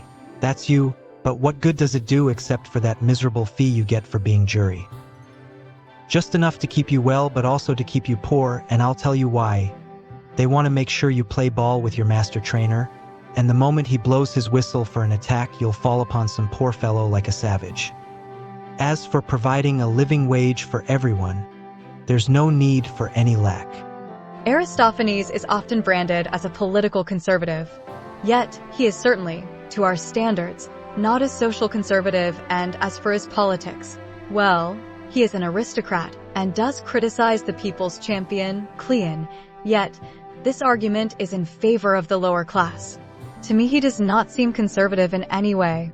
Deucalion convinces his father and the chorus of Wasps. These beg Philocleon to listen to his son and heed his advice. The old man, however, does not want to abandon the profession of being a jury, so his son proposes that he adjudicate justice in his own household. He may distribute justice to his servants. After a couple of jokes, the father agrees. Deucalion brings in all the things to stage a trial, including a caged rooster to wake the juror, as is often needed in real trials. LOL. They decide to hold a trial over 2 dogs. These are named Chion, which sounds like the politician Cleon, and Labes, which is similar to Laches, a general that was accused of corruption. The first dog is accusing the latter of assaulting a Sicilian cheese, which, without sharing, he swallowed. Proposed penalty: a collar of fig wood. Philocleon shouts. Nonsense! A dog's death if he's convicted. I am not sure if real dogs were used to stage this. They might have been. In the play titled Birds, they would have used real birds at one point. Before hearing the defendant, Philocleon is ready to convict. Yet, the kitchen's utensils testify on behalf of Labes. Yes, various walking and talking utensils enter the scene. There is an appeal to pity, cuteness, and the cherished nobility of a house dog. I imagine this would play very nicely with any audience at any time in history. At the end, Philocleon says, Good Lord! Am I going soft? Something's coming over me, switching my mind. Deucalion responds, Now, Papa, I beg you. Have a heart, be kind, and don't destroy him. Where are his puppies? The dog's cute puppies are brought in, and Deucalion continues. Step up here, you little cuties. Whine, whimper, crawl. With nervousness and anxiety, the father casts his vote of acquittal. The vote is counted, the single vote that is. Deucalion throws himself on the ground as jocularly he cannot believe that he actually let a defendant go free. His son assuages him, and they both go into the house together. This whole sequence really makes me smile. Then the chorus sings the Parabasis, in which Aristophanes complains about other poets and playwrights, praises himself, and scolds the audience for not preferring him or giving him enough honors. Then the leader of the chorus scolds the whole of Athenian society, claiming a change from praiseworthy military attitude to obsession with litigation and court in a species of perpetual civil conflict. Father and son return along with their servant Xanthias. The youth manages to convince his father to change his moth-eaten cape for a more luxurious one.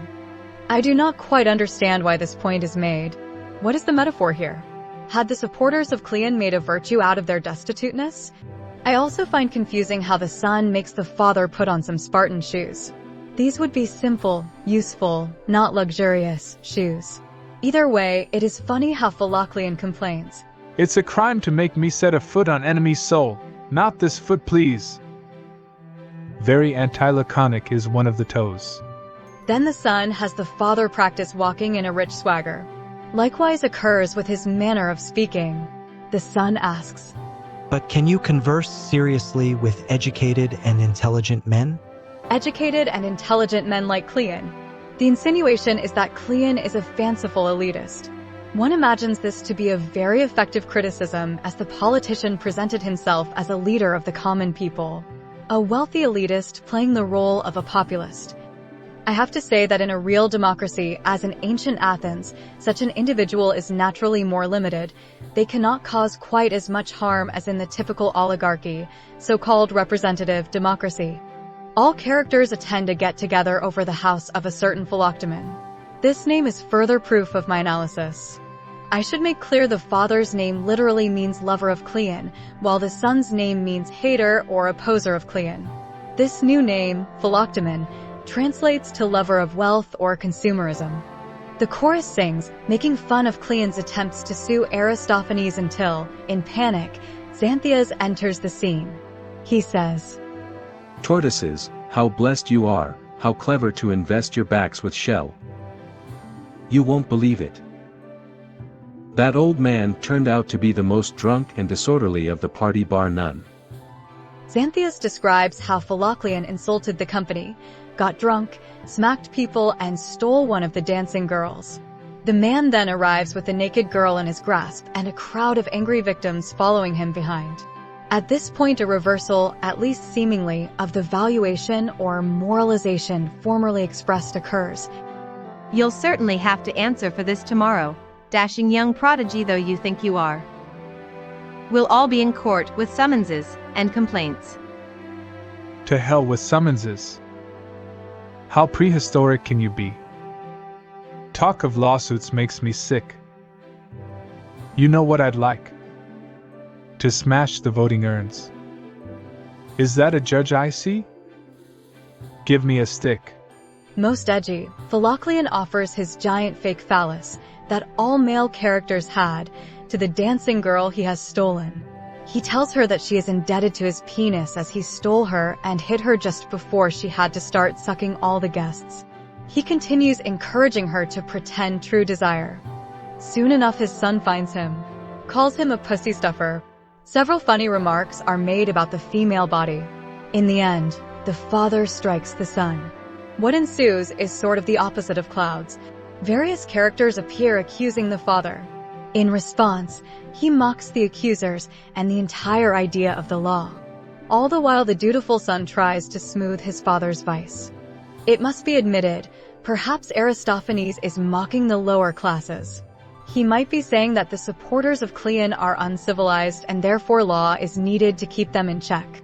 However, would this claim not be a support of authoritarianism or populism? Furthermore, consider how, to end the play, the comedian mocks a now lost, but clearly conservative, poet named Carcinus. Yes, Philocleon insinuates that Carcinus and his children are rigid crabs, incapable of dancing. Meaning, it is not clear to me that Philocleon is deplored. He truly has become a more fun and happier person. The chorus expresses envy and simply asks the audience to dance along. I really like this play. It is perhaps my favorite of Aristophanes. On this channel you may learn about all of Aristophanes' plays, such as the famous Lysistrata, or Birds, or Frogs. Don't miss them. Although they are more costly, enemies are often better teachers than friends.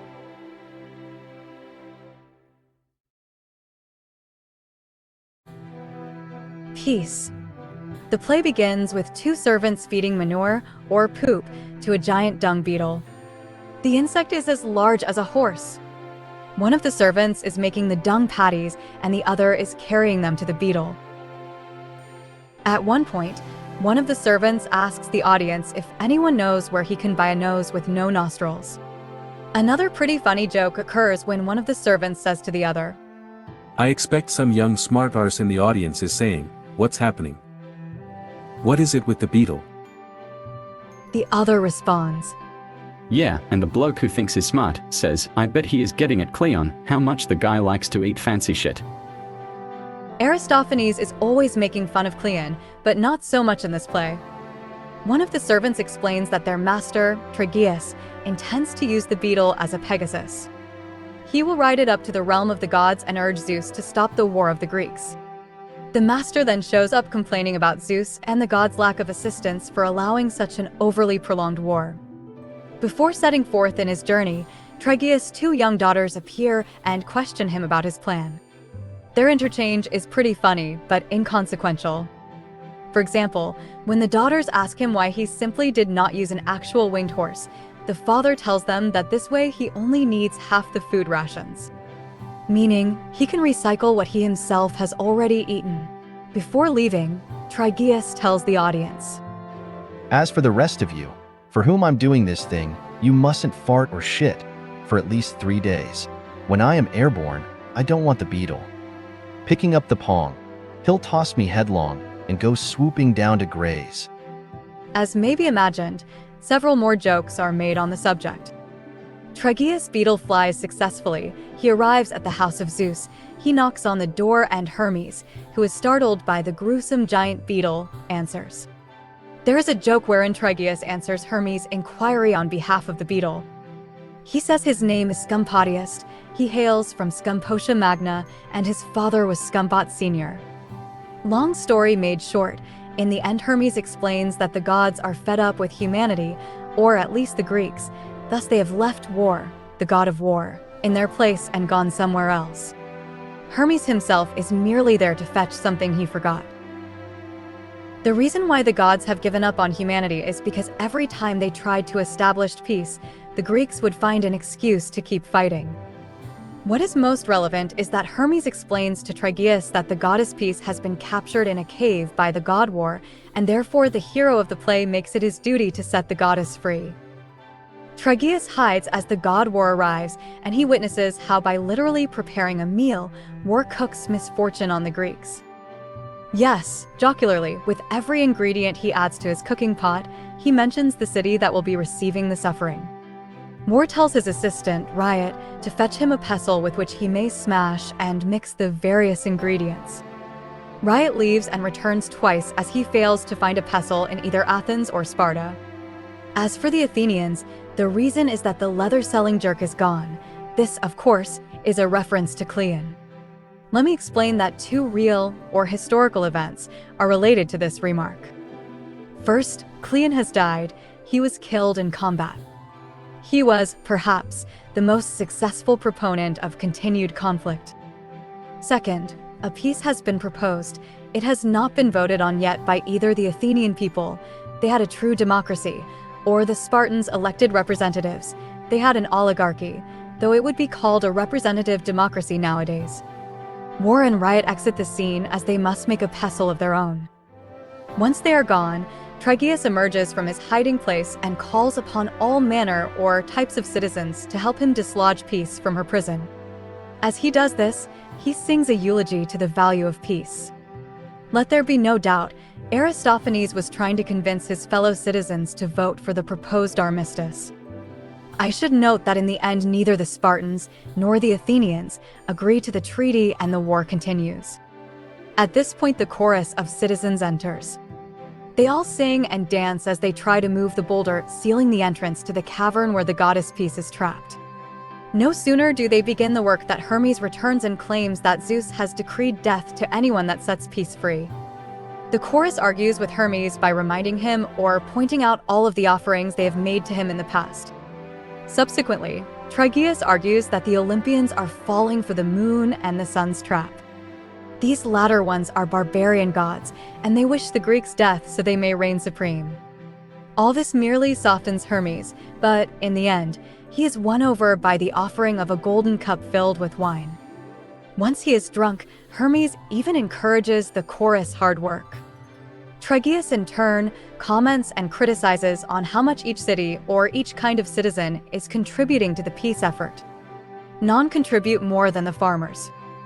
I should note that the Athenian farmers were particularly hurt as Athens was essentially besieged for 30 years as it had to adopt the military strategy of an island. Alas, unable to access their own countryside, the people of Athens had to rely on their overseas empire, importing all their food and raw resources. More explanation of this would require a long digression. Back to the story, beautiful Peace is at last set free along with 2, also beautiful, female attendants, cornucopia and festival. Hermes then goes into a historical explanation, that is interpretation, of what started the war. Surprisingly, he lays some of the blame on Pericles as the author of the decree against Megara. Long story made short, he ends by accusing Cleon, at which point Tryglaeus interrupts, vainly claiming that it is improper to speak ill of a dead man. He says, "So whatever you may choose to say about him, bastard that he was while born, a slimy mouthing fraud, snitch, and agitating trouble stirrer, will be slander of your own." Subsequently, the goddess Peace whispers in Tryglaeus' ear. Hermes explains that she does not want to be heard by the theater's audience because she is mad at them. Nonetheless, by Tryglaeus replies, it is clear that she dislikes many of the Athenian people's decisions, and she complains about a specific senator. I should note that Peace is probably portrayed by a statue, as she does not speak. Hermes instructs Tryglaeus to marry Cornucopia and to bring festival before the Senate.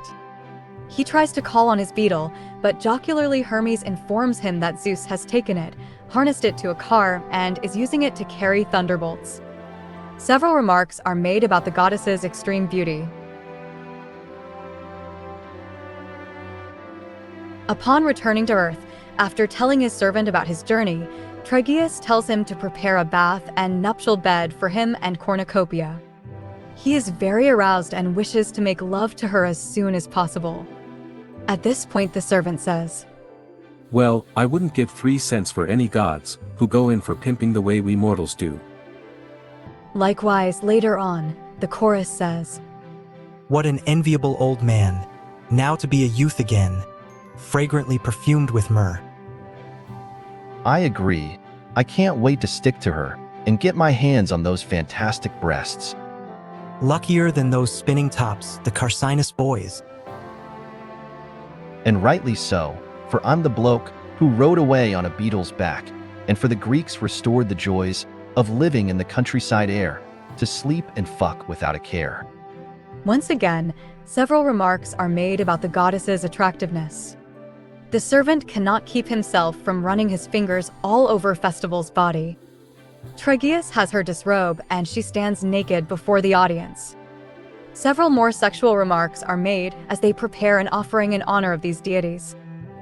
Basically, the servant runs back and forth, not only slaughtering a lamb, but also throwing seeds and water at the audience.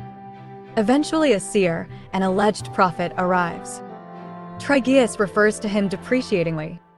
He calls him a prophecy profiter. He is interested in the possibility of profiting from the religious offering. Tryglaeus refuses him, and the fraud laughs at them for thinking that they could ever attain peace. A rather merit-worthy interchange ensues. First, the false prophet speaks in metaphor. He says that war will not cease until a wolf makes love to a sheep.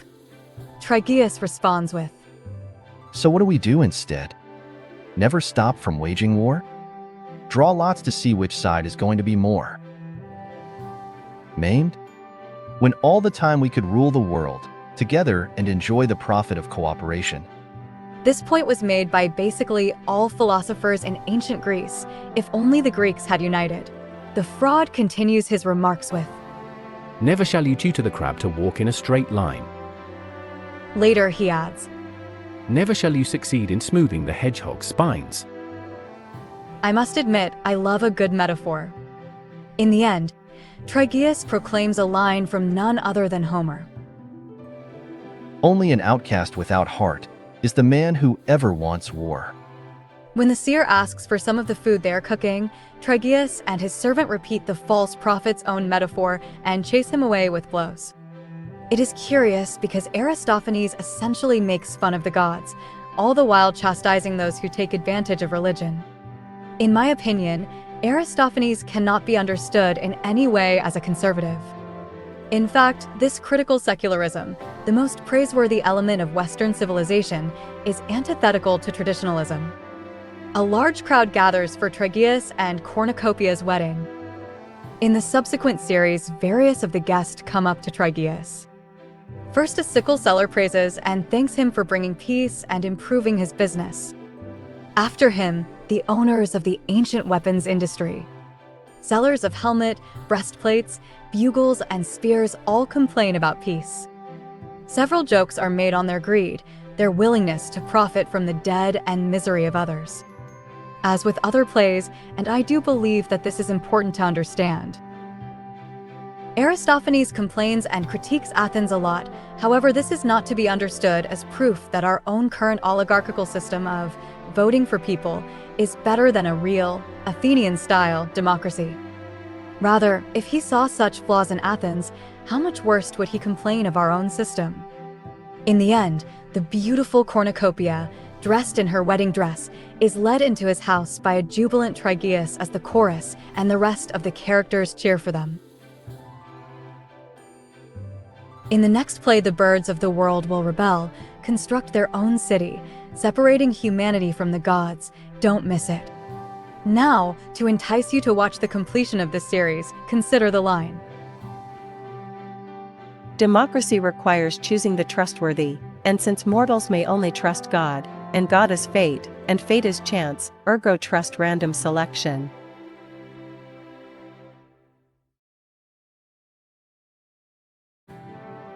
Birds.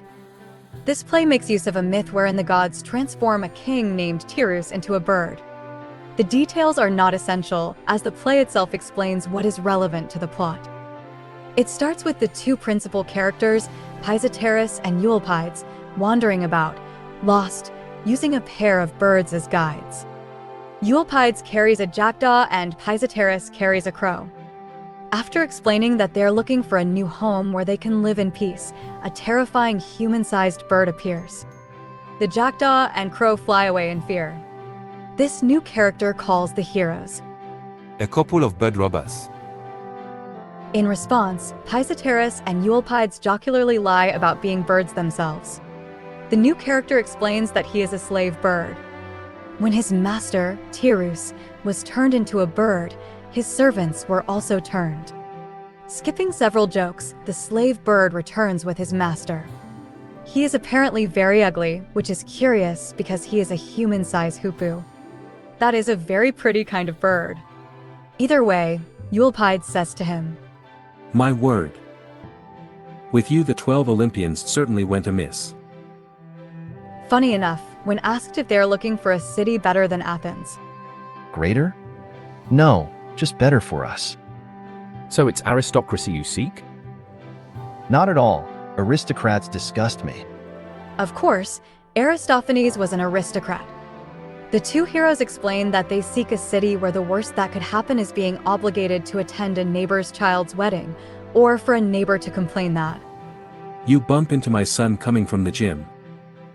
He is all rosy from his bath and you don't kiss him.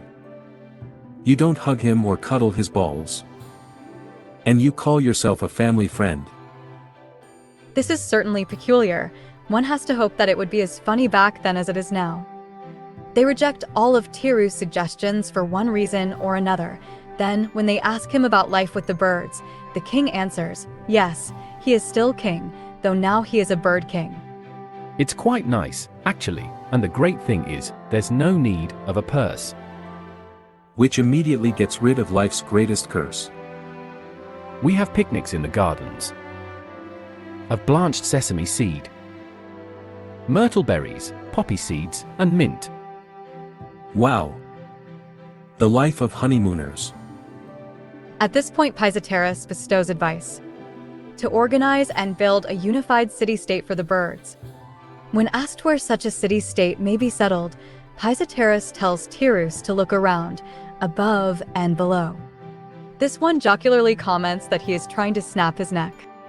Pisistratus tells him that he will rule not only over humans and bugs, but also the gods. He says, Because in between them and us is air, right? And just as we have to ask for visas from the Boeotians, when we want to visit Delphi, so will humans. When they sacrifice to the gods have to get visas for the savory smell of fried bacon to reach heaven. So, the plan is to build a wall separating the heavens from the earth. Tyrus loves the idea. Asks the two men to speak before all birds and convince them, don't worry, since he became king, he instituted a public education system, and so all birds speak Greek.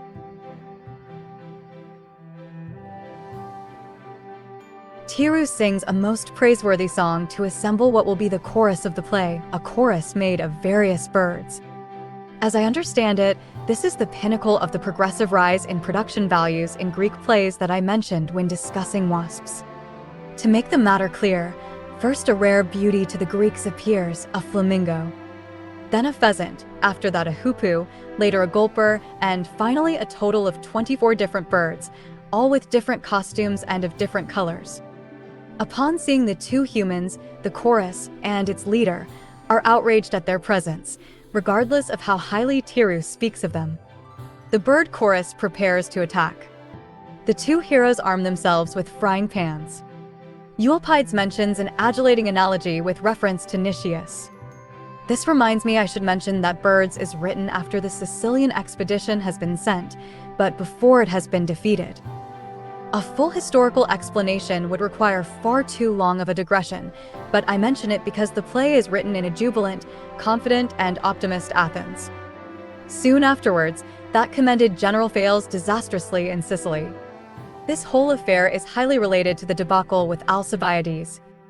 The Athenian defeat in the Peloponnesian War is unanimously attributed to the failure of the Sicilian expedition, thus, likewise unanimously, to Nicias.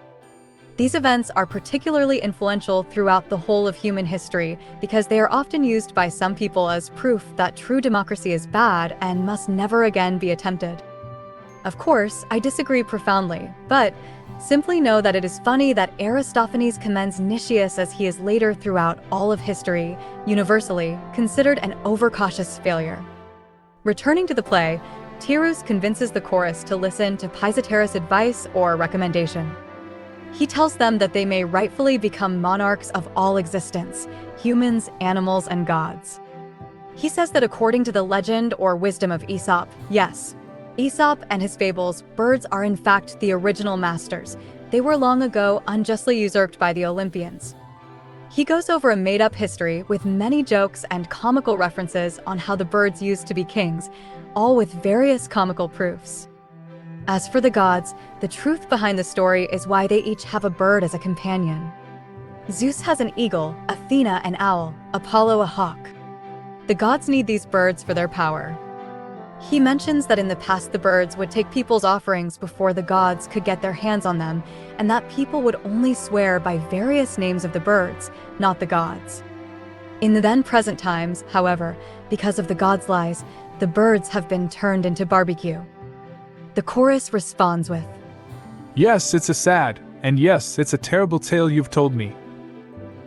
Oh man, and it fills me with grief for the sins of my parents. For they in the course of my life have lost the benefits that our ancestors earned, and we should have received. But now by a miracle or gift from heaven you have appeared as a timely savior, and I commit my life and my young to your care." Thus, Pisistratus wins them over and he basically becomes their ruler. When advising them on the wall they must build and deny free passage to the gods, he mentions something very humorous. As if they're wont with flaming erections, on their way down for a spot of adultery, with their alcmene, their elopes, and their similes. And if you catch them trespassing, clap a padlock on their penises, and put a stopper to their fornication. It is easy for us nowadays to laugh at Greco-Roman religion, yet it is rather incredible that Aristophanes, or the Greeks themselves, would make such jokes. There are many more jokes, comments, and details to Pisistratus' plan. Let it suffice to say that the birds have plenty of ways to terrorize the humans into veneration. Likewise, they may starve the gods into subjugation. Pisistratus is made their commander. Tyrus tells his servants to acquire some special, magic, roots that will turn the two heroes into human-sized birds. A young woman, another human-turned bird, is brought in. Some sexual references that an Aristophanes play cannot be without are made. Then, after they all go with the young woman into a house, the chorus sings a long eulogy to birds. I reckon anyone fond of bird watching, or animals in general, will love this passage. The eulogy progresses from observations about the real nature and behavior of birds to some specifics as to what will be the culture or lifestyle of the city, and lastly a praise to the benefits of having wings and flight. As for the culture of the city, make note of how they will take kindly to father beaters. And as for the benefits of flight, let me mention as an example. If one of you happens to be an adulterer, and suddenly sees seated among the elites the lady's spouse, you may flap your wings, and for a first-class fuck fly like the wind. Then fly back without anyone suspecting. So, aren't a pair of wings truly priceless?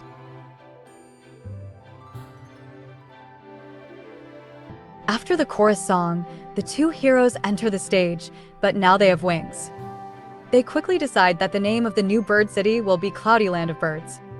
After a symbolic ceremony in honor not of a god, but of birds in general, various unwanted characters begin arriving. First, it's the poet. When asked, he answers, I am he from whose lips there drips the honey of verse. I am page of the muse. The poet recites various verses, but in the end Pisistratus drives him away, though he says he will be back with more verses. Then the oracle monger enters. As always, Aristophanes does not pass up a chance to deride that kind of people. This character says that they must listen to him as Cloudy Land of Birds is foretold in a sibyl. Pisistratus remarks, You tell me that now, after I've founded the city.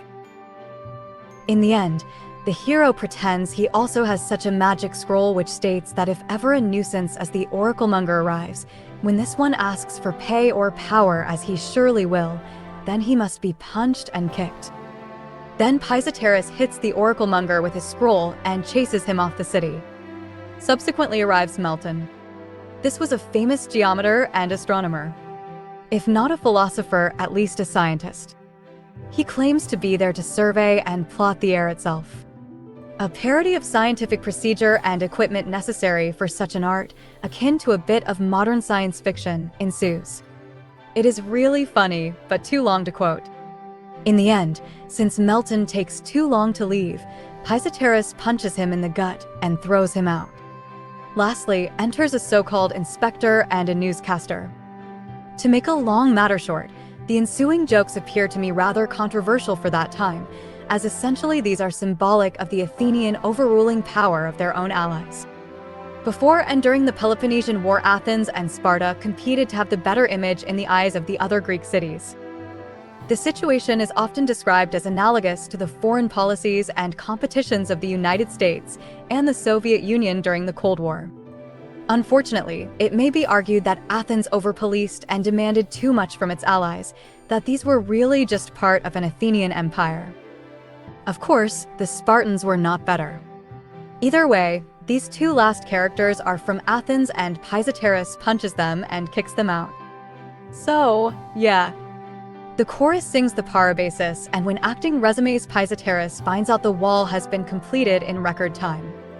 The messenger describes to him how the birds could do it so efficiently. Now begins the fight against the gods. A second messenger arrives saying that some god with wings has broken through the wall. It turns out to be the goddess Iris. She is the goddess of the rainbow and a divine messenger. She is scantily dressed in drapes of all the colors and, of course, she is very attractive. Will one of you triple-testicled cockerels just grab her and bang her? Grab me? And commit a nasty? Well, something to make you sorry. I would find it quite extraordinary. The goddess had not even realized she had done something illegal. She leaves as she warns them about Zeus' retribution. Their wall also affects humans. A herald arrives and sings praises to Pisistratus as he says, Before you built this state, everybody doted on the Spartans.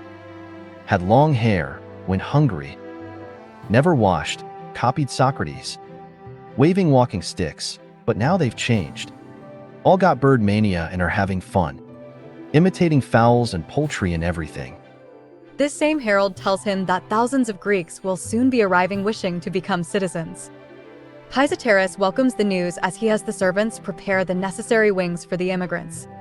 As a brief digression, let it be known that the mention of Socrates is relevant. In my opinion, it validates the argument that in all likelihood Socrates used to go around the city commending the enemy in time of war. That is the real reason why he was democratically executed after the Spartan oligarchy was overthrown. The first migrant to arrive is the previously mentioned Father Beater. He says that he was attracted to the bird city by their acceptance of violence against parents. Pisistratus welcomes him as he would make a good soldier. That fact makes one think about what the possible message behind this play may be.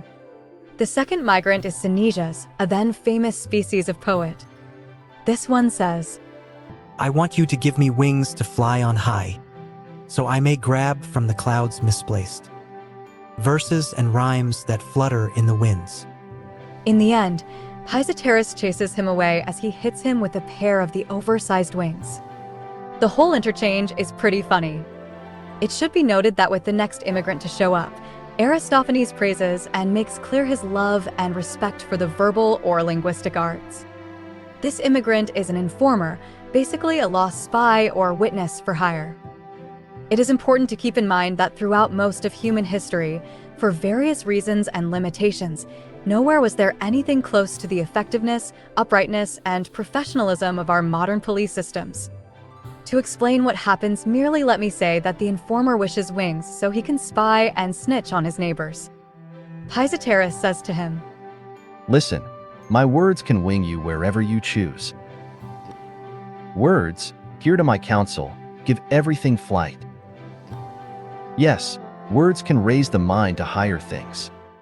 In the end, Pisistratus whips the informer out of the city. The chorus sings, and when acting resumes, none other than Prometheus arrives. At one point, Aristophanes has him proclaimed as the greatest lover and aid to humans, even a secret despiser of the Olympians. Prometheus tells Pisistratus that his plan is working marvelously. The gods, not only the Olympians, but also some barbarians he refers to as tribal lions, are starving and ready to capitulate. Prometheus advises him not to agree to a peace so easily, rather, to demand Zeus' princess as a bride. I do believe this is a character that Aristophanes makes up because, well, I must note, this Prometheus is like Aeschylus would like it. Also, the divine princess must be an invention. In Aristophanes' plays, the hero always has to marry, or at least sleep with, a very attractive and worthy bride. Before leaving, using his power of foresight, Prometheus gives Pisistratus a cooking pot and tells him that he will need it. Poseidon, Heracles, and a made-up, idiotic, barbarian god arrive. Their mission, to negotiate a peace. Initially, Pisistratus gives them little attention as he prepares a meal on the cooking pot that Prometheus gave him.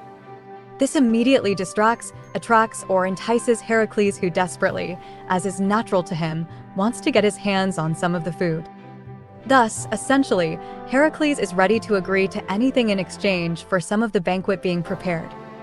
At first, Poseidon agrees as Pisistratus argues that an alliance with the birds would benefit the gods for, as things are, humans often freely curse the gods when they find themselves beneath the cover of the clouds. Yet, when Pisistratus asks for the princess, Poseidon refuses. It then happens that Pisistratus convinces Heracles. He explains to the son of Zeus that he is in fact nothing more than a bastard, and according to the law, that is Solon's law, the bastard cannot inherit anything before the closest legitimate siblings. Thus, Poseidon has an interest in tricking Heracles. The tie-breaking vote rests on the idiotic barbarian Tribalus. He says, Pretty missy big princessy go to birdie. It thus happens that Pisistratus marries the beautiful princess. She, among other things, brings a batch of thunderbolts with her. All the birds cheer. It is a classic Aristophanist ending. In the next play, seeking to force the men to agree to peace, the women will go on a sexual strike. Don't miss it. Now, to entice you to watch the final video of this series, consider the aphorism. Intelligent people are rarely elected because fools are impervious to clever ruses. Lysistrata. This play begins with the main character and her partner, both women, Lysistrata and Calanus, waiting for more women to show up to the meeting Lysistrata has scheduled. It is important to know that Lysistrata's name, if literally translated, would mean something like, disbander of armies. This daring heroine complains that women are late for the important affair that she has scheduled. Her companion asks just how important is the affair, and Lysistrata answers. It's huge. And weighty? It's so big and so weighty. Then why aren't they all here? Oh, it's not that. If it were, there would be a stampede. No, it's something that pricks me as hard as a shaft. And keeps me from sleeping, though I tease it night after night. By now, the poor thing must be floppy. It collapsed, leaving us alone to save Greece. Subsequently, the two women discuss how they might enhance the pressure or frustration they will unleash upon men. They speak, for example, of wearing revealing, perhaps even see-through, clothing. The plan is, of course, to sexually boycott men until they agree to make peace, at least that is part of the plan. When the Spartan woman arrives, they have the following noteworthy exchange. Good morning, Lampedo, my Spartan darling. How luscious you look. Quite stunning. Such clear skin and that firm body. Why, you could strangle a bull.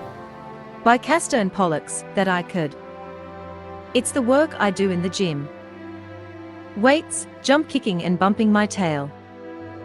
My, what marvelous tits. Hey, lovey, you feeling me up for sacrifice?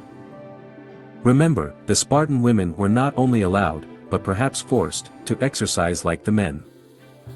In fact, the Greeks had something similar to a female Olympics. It was called the Hyriae, in honor of Hera, the queen of the gods. When discussing the plan, the women are reluctant, and they begin complaining about the difficulty. The following very noteworthy remark ensues. What's more, there's not the shadow of a lover left for us. And since the Miletus crisis, not a dildo in the offing.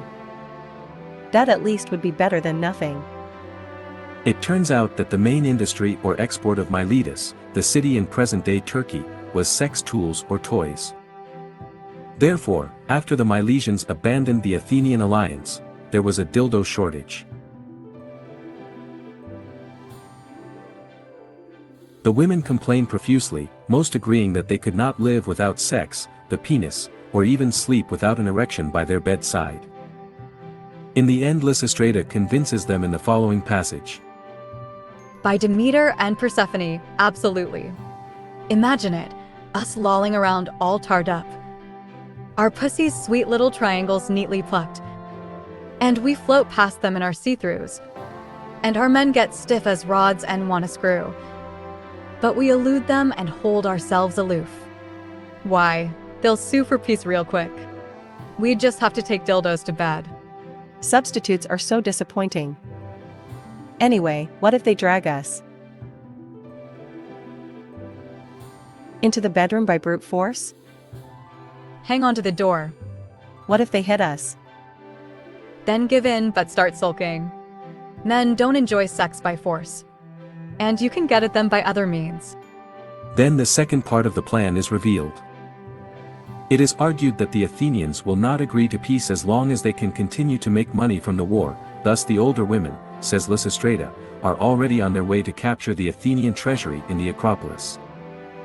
So, the women make a vow and drink from a large cup as to bind their agreement. After the women from the other cities leave, a conflict arises as the men of Athens attempt to retake the Acropolis. The women defend themselves by merely throwing water on the men. This is supposed to humiliate them. All the while they showcase their wit as they insult and mock the attacking men. At one moment a woman pretends to her husband that she cannot satisfy him because she is honoring Adonis. This was the mythic most handsome and attractive of men. Some women did have the habit of holding ceremonies to this deity, but in this case the women are simply using him as an excuse to not sleep with their husbands. A magistrate organizes a siege of the Acropolis. Aiming to insult the women, this character accidentally self-derides. I found particularly funny the following passage as he complains of how accommodating and supposedly lenient men are.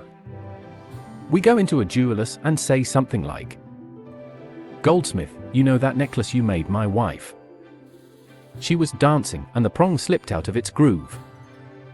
I have to go to Summaries, so do you think you could come over one night and stick the prong inside the slit?" Or a husband tells a cobbler, A young jock with a strapping cock. Hey, cobbler, my wife's sandal cord is pinching her and making her sore. Do you think you could come? Sometime after luncheon, I mean, could you stretch her shoe? The men, of course, fail to take the Acropolis and begin growing desperate. Lysistrata proves herself to be a matchless military leader. Speaking to the magistrate, she makes the point that women are already the ones in charge of the household finances, therefore, they would be better at managing the city. She also complains that they are not allowed to speak up about military affairs. Likewise, she makes an analogy with women's work, such as spindling, to argue that they would be better strategists and better at unraveling the diplomatic issues that trouble the Greeks. A man then makes a reference to Artemisia. She was the famous warrior queen from Halicarnassus that Herodotus describes. We men cannot give these women as much as a finger. Soon they will grow too strong, they will be building a fleet and launching ships as fiercely as Artemisia. We will be finished once they become equestrian. No one can ride a wild horse like a woman. They never slip off no matter how hard the ride is. Witness the Amazons in the paintings of Mycon. Astride their chargers beating all men in their path. Eventually it happens that, as Lysistrata explains, The issue I'll know further, Duck. We have to fuck. Holy Zeus. It's no use calling Zeus. That is the reality. I can't control them anymore. They're running off every which way to their men. They're inventing every kind of pretext to go home. There are several laughs as various women come up with jocular excuses to leave their assigned posts, all desperate for sex, but Lysistrata does not let any leave. Afterwards, the husband of one of the women shows up, with an erection, begging her to service him. From this point on, all men have incapacitating erections. Lysistrata tells the man's wife, Myrrhine, to play, tempt and ultimately, disappoint the man. Repeatedly, this woman goes to the man, gets ready for sex, and then finds an excuse to leave. Finally, a truce is offered. One of the male heralds announces the famous proverb. We can't live with them. And we can't live without them. Up to this point there has been two choruses, one of men and one of women, but now they join into one. Delegates from both Athens and Sparta arrive, both with erections. Lysistrata then calls forth the goddess Reconciliation. This one is divinely beautiful and completely naked. The delegates manifest their sexual frustration. Lysistrata then reprimands both cities equally. The Spartans suffered an earthquake. Needed rescue against the rebellion. Athens answered with 4,000 soldiers. Do you really want to repay this kindness? By plunging Athens in disaster? And she says to the Athenians, How when you were enslaved, the Spartans came in force to slew the foreign mercenaries. In that day their one concern was to help expel the tyrant, so you could again be free, and to wear the luxury of liberty, instead of the tatters of slavery. Of course, the prior are references to historical events. The first being how Athens helped Sparta quell a massive slave revolt.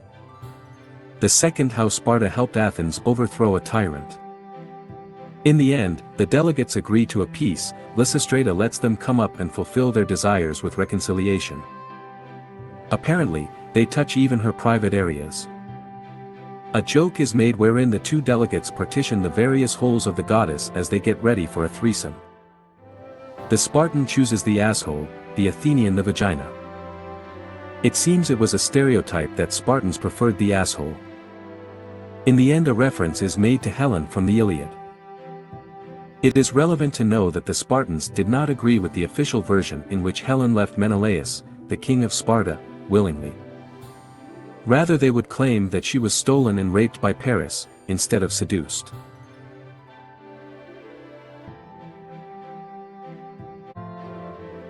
Far from glory, female beauty has thus far been but as a divinely ordained stamp of slavery.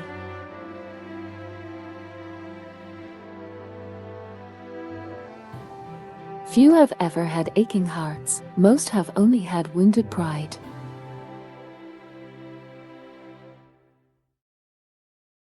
Women at Thesmophoria Festival.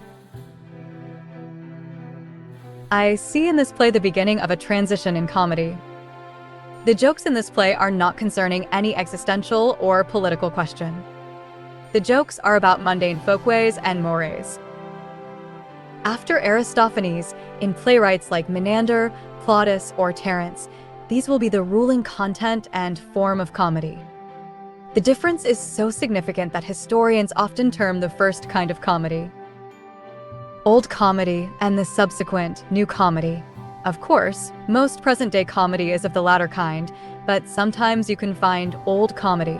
Unfortunately, a full explanation of these terms and the history of comedy would require too long of a digression. The first joke of this play serves as an example. Euripides, the famous playwright whose surviving plays you may also learn on this channel, speaks with great intellectual haughtiness, and his servant humors him sarcastically. This is a typical joke in new comedies, an individual who is oblivious of what others think of him. Skipping ahead, it turns out that the women of Athens are mad at the way Euripides depicts them in his plays. So, he goes to Agathon, another playwright whose plays are now lost, and asks him to go to the women's festival disguised as a woman. This was a festival wherein only women were allowed. Euripides wants to learn what the women are saying about him, and he would like Agathon to even speak in his favor. Jocularly, Agathon is suited for the task because he has no beard, has a feminine figure, and already has the habit of dressing like a woman. A rather lewd joke occurs as the servant derogates Agathon's appearance. My attire has to suit my mood. A playwright has to match his manners to his plays. I hope you'll call me when you're doing satires. I'll come and ram you from behind. Of course, Agathon refuses to help Euripides. He says, Keep your problems to yourself. Mishaps must be faced and squarely tackled, not wriggled out of. Therefore, Nasilicus, the servant, despite being an old, bearded man, offers his services to Euripides.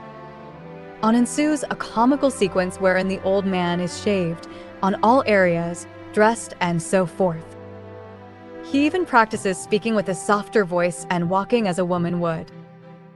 As you might have imagined, Aristophanes does not pass up the chance to poke a joke at homosexuals. Before departing for the festival, Nasilicus has Euripides swear that if he runs into trouble, he will come save him. The latter swears by the ether, the home of Zeus, which is a reference to a play by Euripides. As the spy or mole arrives at the festival, so does several women. At some point, Nasilicus prays that his fictitious daughter may find a rich and clueless husband, and that his fictitious son acquires some common sense. Then, before the women begin giving their speeches or remarks, the chorus sings, among many other things, a great defense of womanhood. And all other divinities to castigate anyone who in any way plots to undermine the confederacy of women, or parleys secretly with Euripides or with the Medes to the detriment of women, or someone who dares to let it be known that a woman's baby is not her own, or a servant who lets his mistress down by giving away to the master her secret lover's name, or an aged crone that bribes young men. Curse all such like with malediction and pray that they may come to a sad end. I find commendable that women's struggle would be publicly acknowledged, and it is curious to consider how little has changed in society. The first woman to speak, Micah, immediately speaks ill of Euripides. She explains the following. So, of course, men come home from the theatre and immediately start casting suspicious eyes at us, so thoroughly has this fellow poisoned our men's thoughts. Jocularly, the same woman does validate the men's paranoia as she says. What's more, say a childless woman wants to pretend a certain baby is her own. She can't because our husbands insist on planting themselves right in the offing. And if that were not enough, because of this man our rooms are made impregnable with locks and bolts, and trained Molossian hounds are reared to keep away any lad who's ripe for a bit of fun. The chorus commends this speaker. A wreath seller steps up and claims that Euripides has made people stop believing in the gods.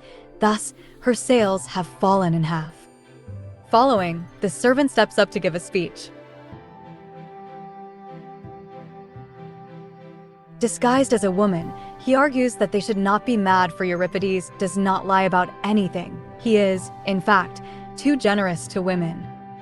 Lying, he tells the women about how he cheated on his alleged husband. I found curious that the following is mentioned.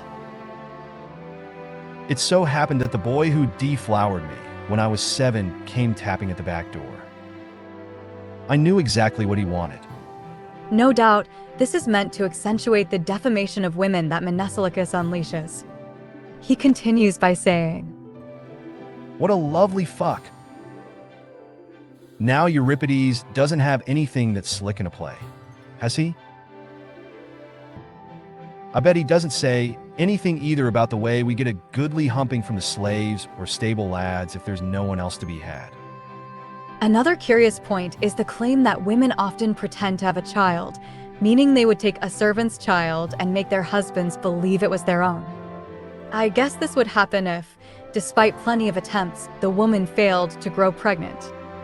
The women are appalled at these claims. The chorus says, This is quite insufferable. Where was she unearthed, this female? What country gave her birth? The utter nerve she has.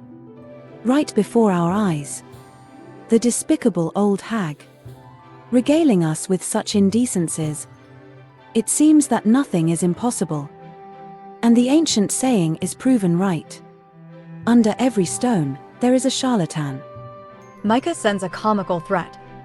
I and my servants will ourselves apply hot coals to her cunt and singe the grass from the scumbag's pussy. That'll teach her, a woman, to be a little fussy before she ever again slanders womankind. Mnesilicus retreats, clutching his crotch in protection as he jocularly adds to, or insists on, to what he has already said before. In the middle of the argument, Cleisthenes shows up, apparently effeminately dressed and bubbling with gossip. This is not the first time, and it won't be the last, that Aristophanes makes fun of Cleisthenes' effeminacy and sexual orientation. Either way, he tells the women that he has heard that there's a spy among them, a man disguised as a woman, sent by Euripides. Long story short, the women all check each other as the suspicion on Mnesilicus rises to an eruption. Cleisthenes yanks off his brassiere, and he is discovered for what he truly is. The following joke ensues. Stand up straight, aha, stuffing your cock out of sight? Gee, it's here, sticking out behind. Such a healthy color, too, sweetheart. Now where is it? Gone back in front. I don't see it. No, it's gone behind again. Man, you've got a better shuttle service for your prick than the Isthmus of Corinth has for its ships.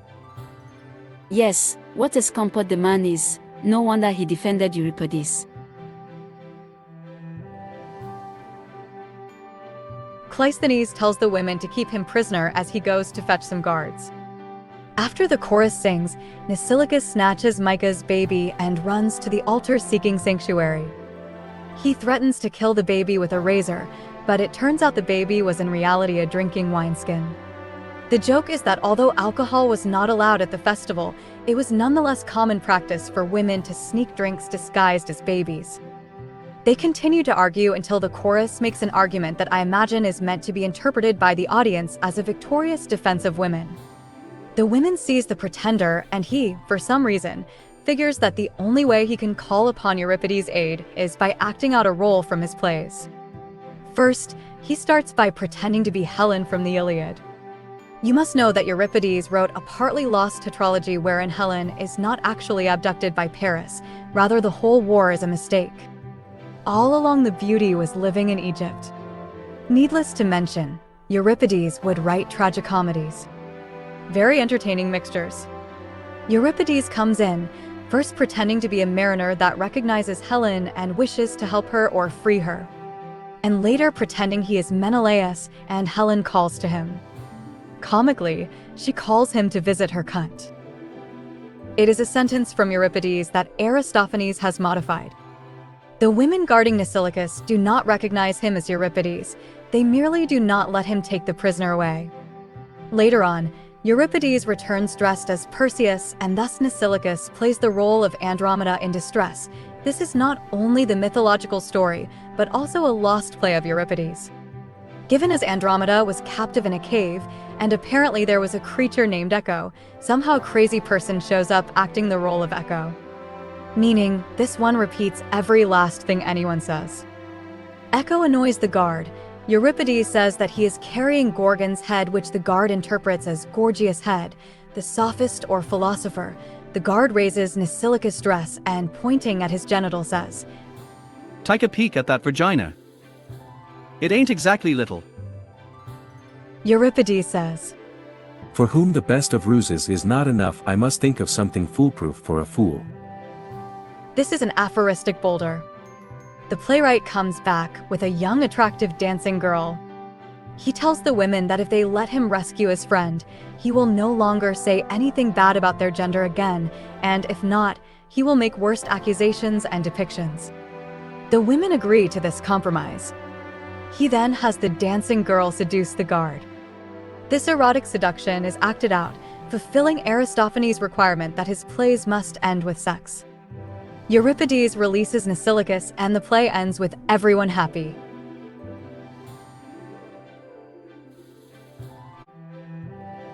The art of speaking consists of mastering the use of brief verbosity.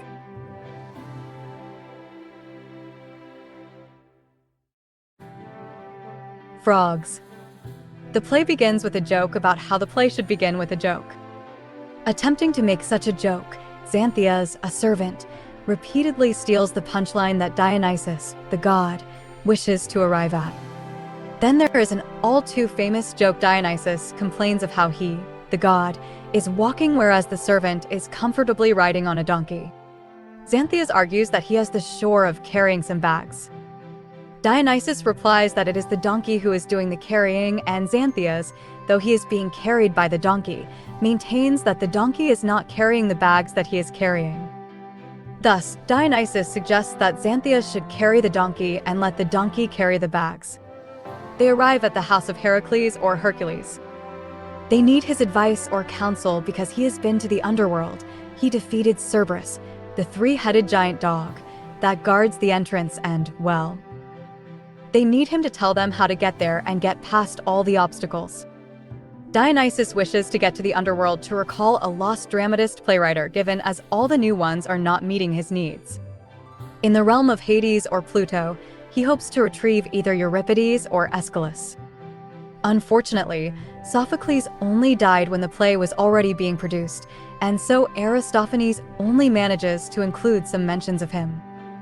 Heracles suggests various currently alive dramatists such as Pythagoras, Agathon, and Iophon, the son of Sophocles. The works of these authors are currently lost to humanity. Needless to mention, Dionysus is not satisfied with them.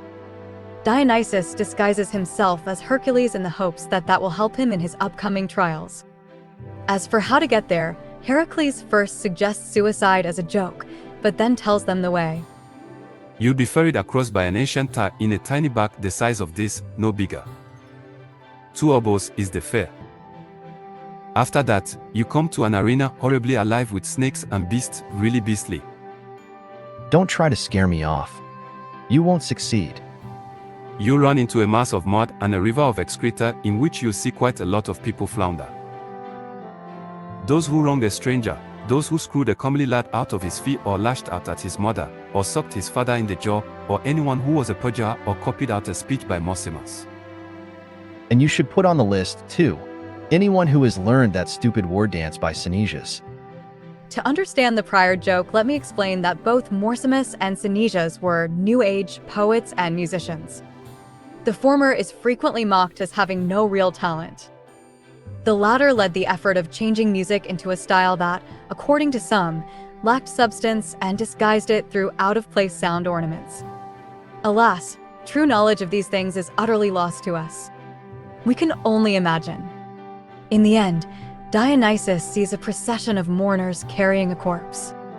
They approach and ask the corpse if they can hitch a ride with him. The corpse charges them a fee, and soon enough they meet with Charon, the creature that ferried souls to the gates of Hades for a fee.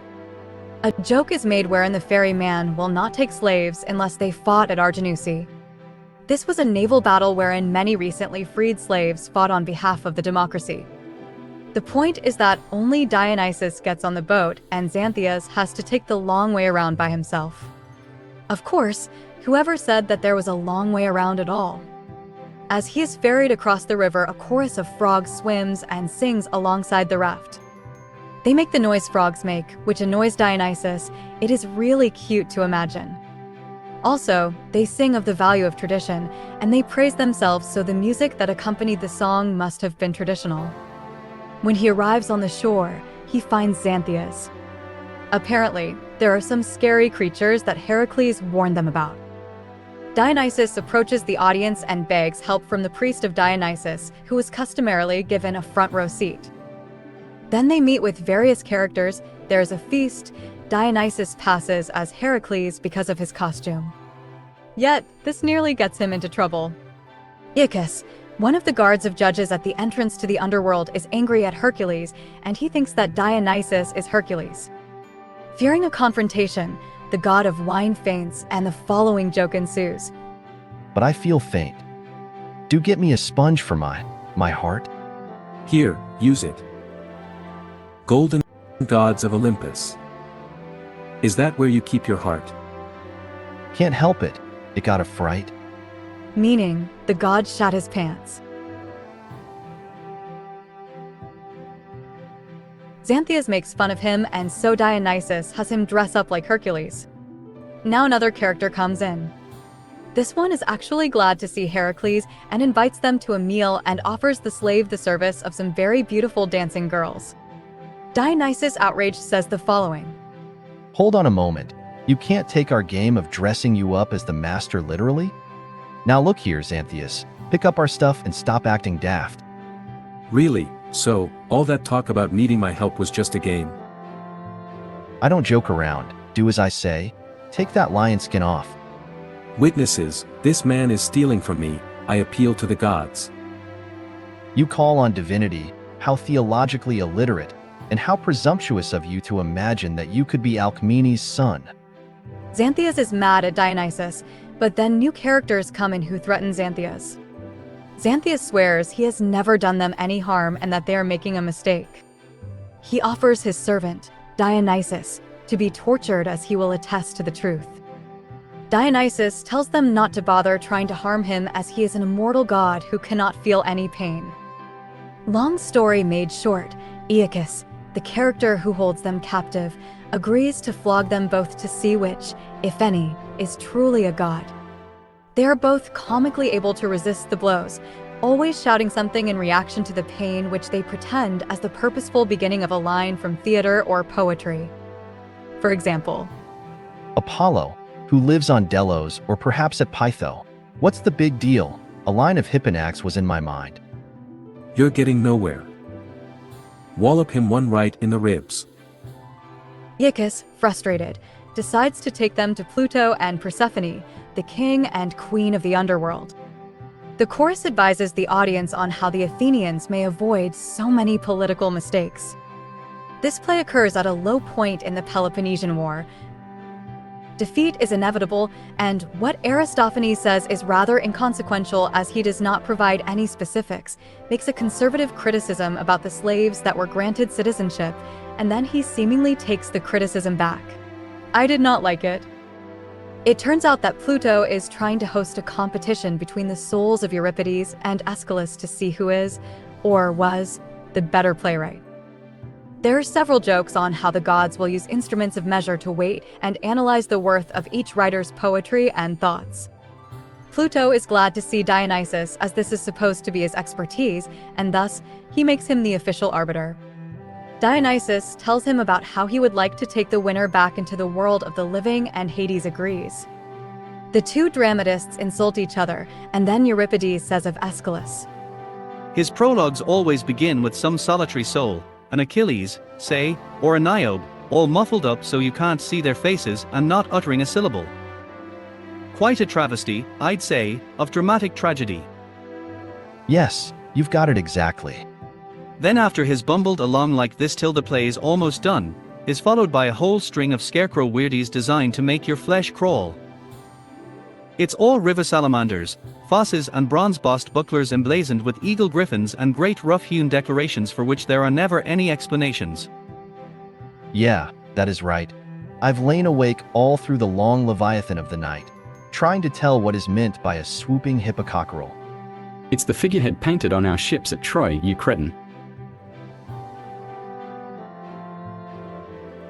There is so much I would like to quote, but let me merely mention that Euripides argues that his plays have made the Athenians smarter. By the way, it is estimated that the literacy levels of the ancient Athenians must have been unrivaled until the later part of the 20th century. The fact that they voted this very play first prize is, perhaps, proof of it. As to Euripides' comments, Dionysus says, By the gods, you're right.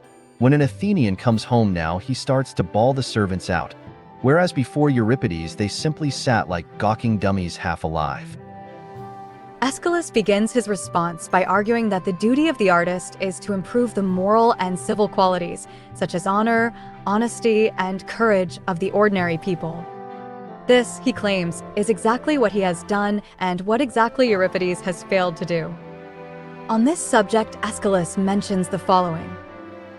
This is the sort of thing that poets should celebrate, and this, you may remember, is what one finds among the best of poets from earliest times. At one or several occasions, either Dionysus or the chorus refers to Aeschylus as the Achilles of the arts. So yeah, at one point, Aeschylus mentions how Euripides' wife apparently cheated on him. I guess this had become public knowledge, and Dionysus laughs, commenting that he suffered what he so often depicted in his own plays. Consider the following line by Aeschylus. Children may have teachers, but adults have the poet, and the poet ought to keep things on a higher plane.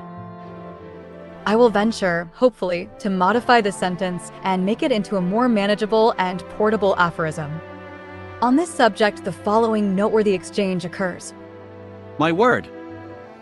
Can't you do your teaching in the language of men? Listen, you miserable heel, the lofty thought and the high ideal call for a language to match, this is where I blazed a trail, which you've managed to undermine.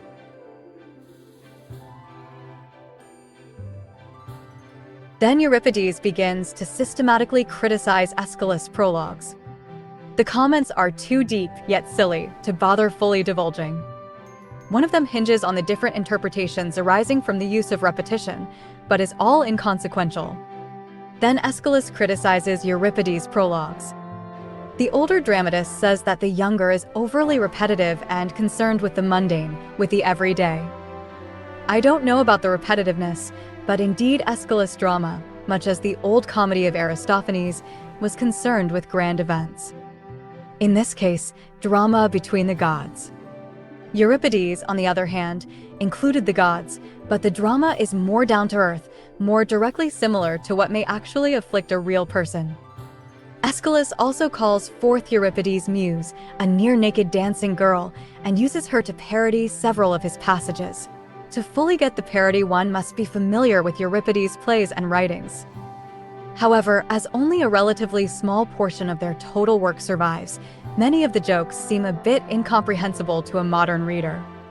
When this ends, they decide to literally measure their art as they step on top of either side of a large scale and begin weighting whose lines are better. Aeschylus wins, for silly reasons, I guess. Yet, Dionysus still takes the chance to ask them how they would help the Athenians if he brought them back to life. He specifically asks them about Alcibiades. Accordingly, this is after the man has already been kicked out for a second time. He tells them that the Athenians love him and hate him. Aeschylus answers, It's not a good idea in a town to rear a lion cub, but if you do, make sure he's happy when he grows up and not liable to run amok. To counteract this analogy, Euripides bestows some near aphorisms. If we put faith in the faithful and stopped having faith in the faithless. If we stopped trusting the citizens we're trusting and began to trust the citizens we don't, well, we're getting nowhere with the present lot, so at least we might have a chance with their opposite. This recommendation seems to be exactly the theme and joke of Aristophanes' next play. Dionysus chooses Aeschylus. At that time, Aeschylus was unquestionably the more popular. However, opinions would later change. I hope you enjoyed learning about frogs. As usual, to entice you into watching the completion of this series, I gift you an aphorism I came up as I read this play. You may only claim to be an artist if you seek to guide adults as parents guide children.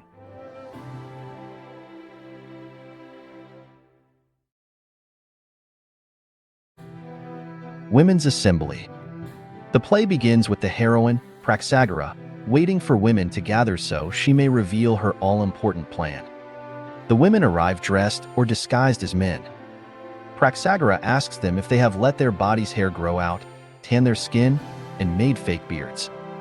Their conversation explains that they intend to sneak into the assembly at the Nix. A joke is made about a certain Agirius, who allegedly is already a woman pretending to be a man. The following conversation ensues. And how, pray, can a congregation of women hope to successfully address an audience of men? That's precisely why we're here. This is a rehearsal of what we're going to say when we're there. They get to practicing and several jokes ensue. The first woman to try speaking asks if she may have a drink to calm her nerves. Praxagora tells her that there is no drinking in the assembly, and the woman insists that that cannot be true. The second woman wastes no time to swear by Persephone and Demeter, goddesses, at which point Praxagora astutely points out that not only was she not making any sense, but that if she said such a thing she would be discovered right away. Thus, Praxagora gives it a shot, and she performs wonderfully. The women cheer at her every remark, and she has to instruct them not to swear or cheer in the name of a goddess, especially Aphrodite. Either way, in her speech, she concludes the following. But if you pay attention to me, you'll soon see a solution to your puzzle. My proposal is that the management of the city be handed over to us women.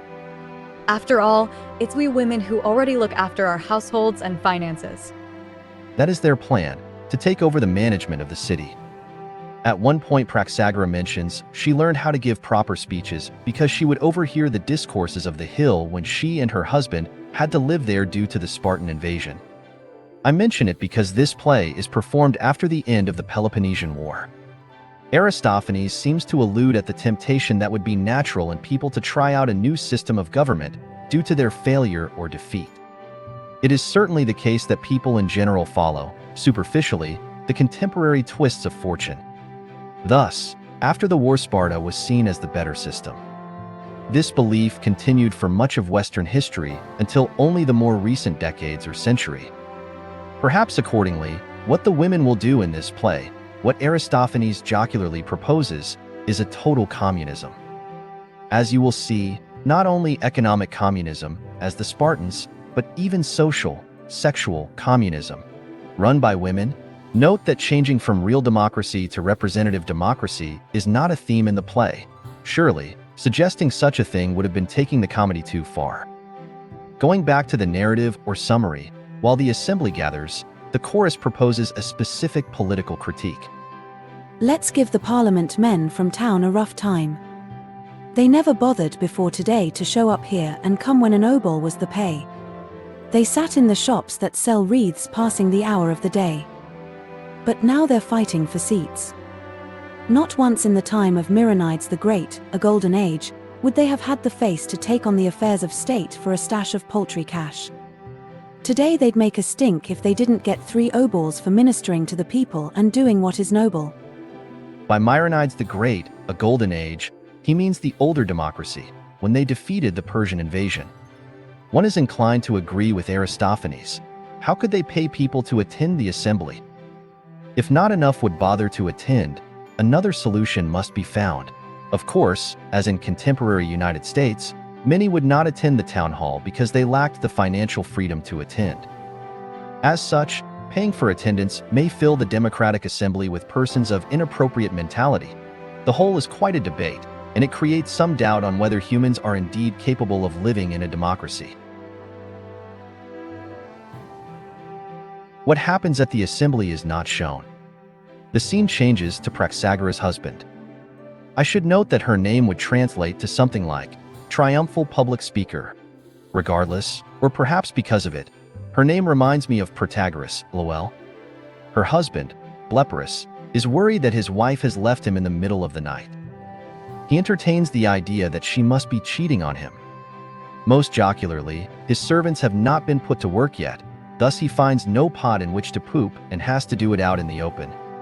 A neighbor notices him, and they each discuss how their wives are missing. Then they learn that the assembly has passed a revolutionary law or decree, in the comical manner in which some supported the bill and others complained. The man telling them all of this, Creams, relates the following regarding the speaker's speech. Then he went on to say that woman is a creature bursting with brains and a moneymaker, too, and that they never give away the secrets of the thesmophoria, unlike you and me. After all, we are incapable of keeping the assembly's decisions and discussions secret from the enemy. Strike me, Hermes. That's no untruth. Then he pointed out how women lend each other dresses, jewelry, money, goblets, 1-to-1 without the need of witnesses and never loath to give back everything or try to slip one over like we men do and have done. Even when there are witnesses, holy Poseidon, we men only try to cheat each other. After further discussion, the first complaint arises. But men of our age run an awful risk. The women, once they've seized power, can force us. To do what? To fuck, and if we can't get it up, they'll refuse to make us breakfast. Then you'll jolly well have to learn to jiggle, like this, if you're going to fuck and have breakfast at the same time. But fucking by force is pure torture. Nevertheless, if that's the policy of the city, every red-blooded male will have to conform. The scene goes back to the women. These change back into their normal attire and go meet their respective husbands. A joke occurs wherein Praxagoras says to Bleporus that she does not doubt that he will accuse her of being with another man. Thus she tells him to smell her brow to make sure she was not. Then she acts like she does not know anything about the new reform, and her husband explains it to her. Bleporus and his neighbor complain about it, but Praxagora defends the law. As she is making her argument, the chorus begins a passage with the following lines that I especially enjoyed. Now's the time to chivvy the brain. And wake up your intelligence. Make it do some thinking again. And come to your desperate defense. The happiness of all depends on how well your brain controls your tongue. Praxagora makes clear, unquestionably, that what has occurred is a communist reform when she says, Let everyone enjoy an equal living, no more rich men here, poor men there. No more farmer with a huge, extensive farm and some impoverished farmer with absolutely nothing. You see, I'll make one level of life for everyone. The very first thing I'll do is make all land, valuables, and money public property. Praxagora goes on to proclaim that, in order to extinguish the natural sources of envy and disunion, sex itself will also be common property. Any person may sleep with any partner he or she desires. However, before doing so, he or she must sleep with anyone who wants to sleep with him or her in return. Meaning, before sleeping with a beautiful, desired partner, an ugly and unwanted person must be serviced and made content. Here is part of the explanation. Your arrangement on the whole is not entirely wrong. There will be no female socket without a manly prong, but what do you propose to do for us poor men? Surely the women are going to shun the ugly men and crowd for the handsome ones. Well, the ugly ones will tag along behind the good-looking ones after dinner parties and make quite sure in all the public places that the tall and handsome don't go off to bed with any female unless first she's done something for the puny and the gruesome.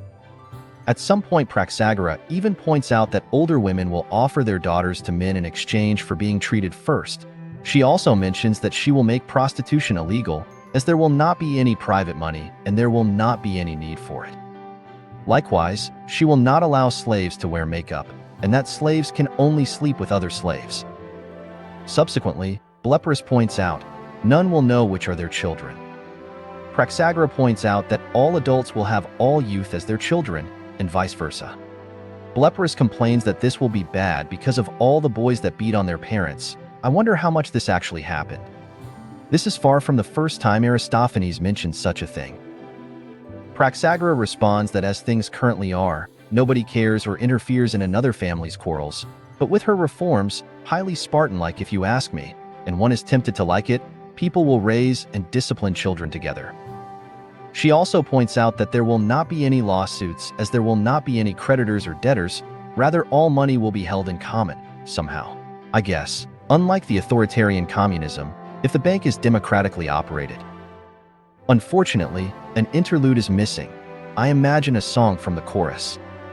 Surely, Aristophanes had something that was considered too radical during the Dark Ages, although it is remarkable that any of his plays survived at all.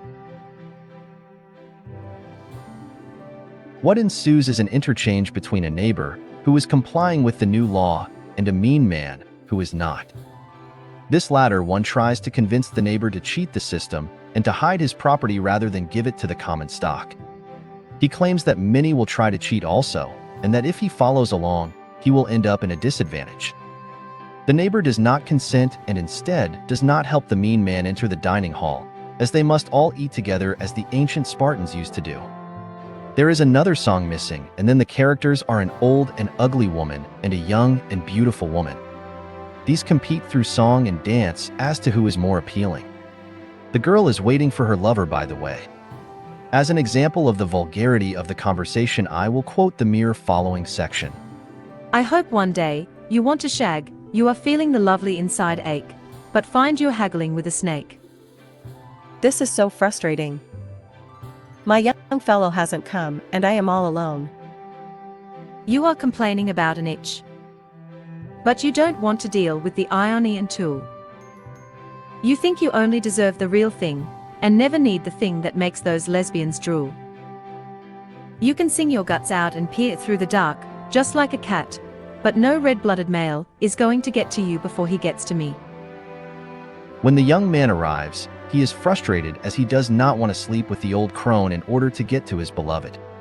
There are a lot of jokes here as the woman pulls him and blocks his passage. She even reads to him an official order mandating him to perform his sacred duty. A particularly clever retort occurs when the girl says, If you women enforce this law, you'll fill the land with Oedipus Rex. Things only get worse as a second, perhaps older, crone enters the scene, and she also competes for the boy. The boy begs for help as he is pulled from both arms in opposite directions. The young woman leaves presumably to seek help but never returns. The old crones drag the boy into a room, and then everything turns for the merry. The chorus sing of what a happy land this is, what happy women there are. Blepyrus, Praxagora's husband, shows up with two women, one at each of his arms. They all go to a banquet, and everything is super awesome in the Athens controlled by women. There is only one surviving play left. Make sure you don't miss it, and make sure to check out the review and analysis portion that begins the final compilation video. Now, although it did not occur to me as I read Aristophanes, consider this aphorism.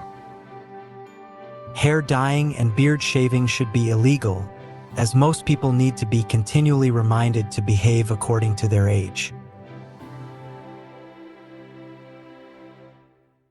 Plutus or wealth. Cremulus and his servant Cario are following an old, decrepit, blind man. They are just coming from the oracle of Apollo. Cremulus explains to Cario that, since those who grow rich are the scoundrel and immoral, he asked the oracle if he should turn his own life to crime and injustice. The oracle responded that to become rich he must stick to the first person that he sees after leaving the temple and invite him home. Thus, it is that they find themselves following this old blind man. Cario complains and says the following. You fool, don't you twig the god's obvious brief? It's to raise your son in today's way. What makes you think that? It's plain as a pikestaff. Even the blind could see that in our day the secret of success is to make sure you're rotten to the core. This passage introduces the philosophical inquiry proposed in this play. The blind man eventually realizes that he is being followed and tries to get them to stop. Chromulus refuses to leave, and after a bit of a quarrel, the old man admits that he is the god Plutus. It turns out that Plutus was the god of wealth. In the following passage, he explains why he is blind. But tell me, how did you manage to fall so low? It was Zeus, he is envious of mankind. When I was a kid, I swore I'd only visit the homes of respectable, intelligent, honorable people. Zeus responded by making me blind, so I never could tell which were which other good. It just goes to show how much the king resents decent folk. When they're the very ones who pay him homage. In other words, he is blind because, according to legend, jealous Jupiter blinded him so that he could not recognize who truly deserved wealth. Meaning, imbued into the mythological story, there is the explanation or justification of why the morally undeserving are nonetheless, sometimes, blessed with riches. This passage also introduces a recurring theme. The whole play frequently insults the gods, especially Zeus. I found it rather edgy. Chromulus offers to help Plutus regain his sight. However, the god is wary because the moment any person gains possession of him, the same person becomes wicked. Furthermore, Plutus is afraid of what Zeus might do once he finds out that he has regained his sight. Chromulus argues that Plutus is in fact the most powerful god. Zeus must have blinded him not because he was jealous of humans, but rather because he was jealous of Plutus' power. Yes, if the god of wealth could control whom he would favor, rather than merely stumble around blindingly, people would only pray to Plutus and leave Zeus without anything. I found this particularly clever, and it makes me wonder what the religiously conservative thought about this and the next claims. Apparently, during antiquity, this play became the most popular and frequently performed of Aristophanes. Once they arrive at Chromulus' house, Plutus makes the following funny remark. God, how I hate entering someone else's house. It's never done me any good. If I happen on a miser's house, the first thing he does is dig a hole and pop me underground, and if a pal of his comes round and touches him for a paltry loan, he swears I'm someone he has never seen. And if it's the house of some young sot, I'm wasted on his tarts and dice and end up outside in my birthday suit. Various people, mostly servants, gather around the house to ask what is going on and who is the blind man. Circa tells them what is happening and how soon they will all be rich. The people are jubilant. They become a chorus and parody Euripides' Cyclops. Meaning, whereas Odysseus blinded the Cyclops, they intend to give sight to the blind. In the end, the crowd swears to protect the deity and not let anyone take him away. Soon enough, Chromulus is wealthy, even though he has yet to cure Plutus' eyesight. It seems that that is a natural result of having him in your presence. Thus, another character appears, Blepsidemus, and accuses him of stealing and not sharing the wealth. Chromulus explains his situation, and together they decide that they must take Plutus to the clinic of Asclepius, the god of healing. Yet, before they can leave, Poverty herself enters the scene. As you might imagine, this is supposed to be a repulsive old crone. She identifies herself and accuses them of planning something terrible. Blepsidemus is scared and wishes to leave, but Chromulus does not let him and starts an argument with Poverty.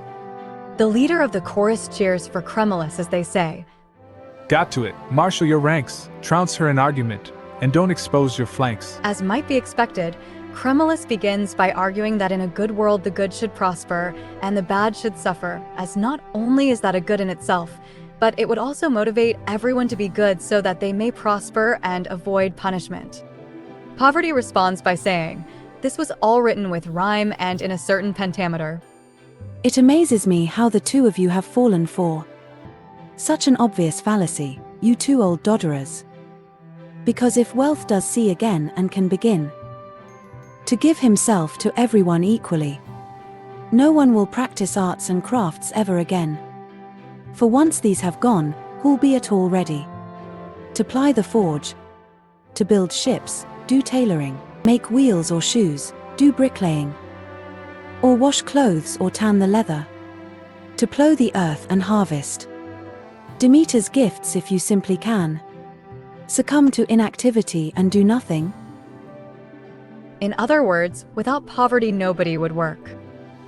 When Cremulus points out that there will still be slaves, Poverty answers, But slave dealers won't exist, you've just implied by your own premise. Would anyone take the risk in that shady traffic? You yourself would have to sally forth to dig and plow and also do every kind of boring chore you don't do now. You'll find life harder than it was before. Lastly, she argues that Poverty, makes better men than wealth, not only physically, as the wealthy are gluttons, but the poor are laborious, but also of spirit and intellect, as the poor, unlike the rich, have to learn contentment and practice wit and intelligence for survival. Poverty even claims that she is like a good parent who is not afraid to scold and punish in order to keep discipline. Then the critiques of Zeus I mentioned earlier return. No doubt you'll now say that Zeus, who is endowed with great wealth, has no intellect or talent. Yeah, he lets this old hag loose on us. That only shows that Zeus is thrifty and not naive. He has a great respect for wealth and doesn't waste it. He decorates the winners with trash and keeps the cash. What you're really saying is that Zeus is something worse than poor if he's really loaded but behaves like the greediest thing alive. Eventually, Poverty agrees to leave. Many would point out that Poverty's argument is similar to ancient Christian so-called slave morality. Yet, be aware that poverty as a sacrifice that bears fruits is more similar to the ancient Spartan ethics. It is a master morality claim. The idea of Lycurgus is that certain suffering yields a tangible good or improvement. The Christian ethics are that suffering yields ethereal, afterlife, benefits. Returning to the narrative, Cario takes Plutus to Asclepius' clinic, a magic spring. This is not shown. In the meantime, Cremulus sings a song. When Cario returns, he tells the story of how Plutus did indeed regain his sight. In this account, there is yet another joke on religion or faith. It turns out the people would leave offerings for the god, and Cario relates how, in the middle of the night, he saw the priest taking all the offerings for himself. Thus, Cario, driven by hunger, was motivated to go ahead and steal some of the offerings as well. To make the narrative even more impious, the following joke is present. But didn't the god Asclepius stop you? No, he was about to intervene, but then a funny thing happened. He was all set when my overloaded stomach let out a snort. It must have filled him with disgust. He took no notice whatever. You mean the god has no sense of smell? Not at all, only that he is used to eating excrement. Several people begin arriving at Cremulus' house, each with their own motives. First, the honest man arrives to praise Plutus and relate a bit about his life's tale. His story is all too common. When he had the means, he helped his friends in need. But when times turned hard, none of these friends took the effort and pain to help him in return. Then Informer arrives. This one is angry that now that Plutus has regained his sight, he himself has gone from rich to poor. Cario points out that he must have been a brigand or thief. But Informer denies it. It turns out he made his money in the court or legal system, accusing people of breaking the law. His ally is a witness, and I suspect the purchase of witnesses was common, as it would be everywhere and when, but especially in the past without any true police system or criminology. In the end, Cario beats him and throws him off stage. The next visitor is an old woman. The story here is all too common as well, at least in third world countries where there is a lot of wealth inequality.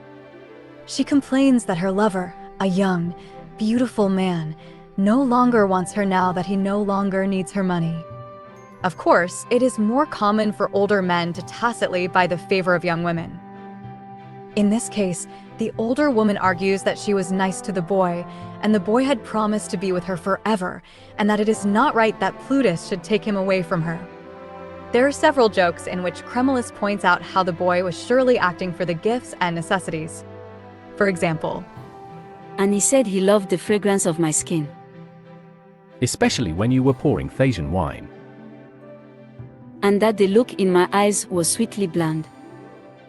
Yes, he knew how to play the game. He wasn't a fool. He knew how to sponge on a randy old dame. The young man in question enters, and what proceeds are simply cruel jokes at the woman's ugliness and age. For example, as Cremulus is trying, vainly, to defend the old woman. All the same, if you've sipped the wine, it's only fit that you should drain the dregs. Maybe, but these dregs are prehistoric and stink. You can use a strainer as a dredge. The fourth to show up is none other than Hermes, or Mercury, the god of mischief and lies. He says that Zeus is angry. He explains. Because you've committed the most heinous crime. Ever since Plutus was able to see again, no one's bothered to sacrifice anything at all to any of us divine. No incense, sweet bay, barley cake, slaughtered beast, not a bloody thing. And Cario replies, About time, and they will not return, because in the past you never bothered to care for us. Once again that impious criticism. Hilariously enough, Hermes ends up asking if he can live with them as Mount Olympus is fallen into poverty. Cario lets him come in and install himself as a servant god, one more impious humor. The last to show up is a priest of Zeus. As you might imagine, he complains of starvation as nobody donates anything to his temple anymore. Cremulus lets him become a priest of Plutus, and together, the whole company leave the house and march to the Acropolis, which has been voted as Plutus's new home where he might serve the city as treasurer. In my opinion, the play ends too abruptly and is not long enough. As I mentioned earlier, after his death, it became Aristophanes' most popular play, which is surprising. Either way, that is all. This is the last of Aristophanes' surviving plays. Make sure to check out the final analysis and compilation. Now, as usual, consider this aphorism I came up with as I read this play. Poverty is a blessing, for not only may you take solace in its absence, but you may praise it as the cause of your virtue.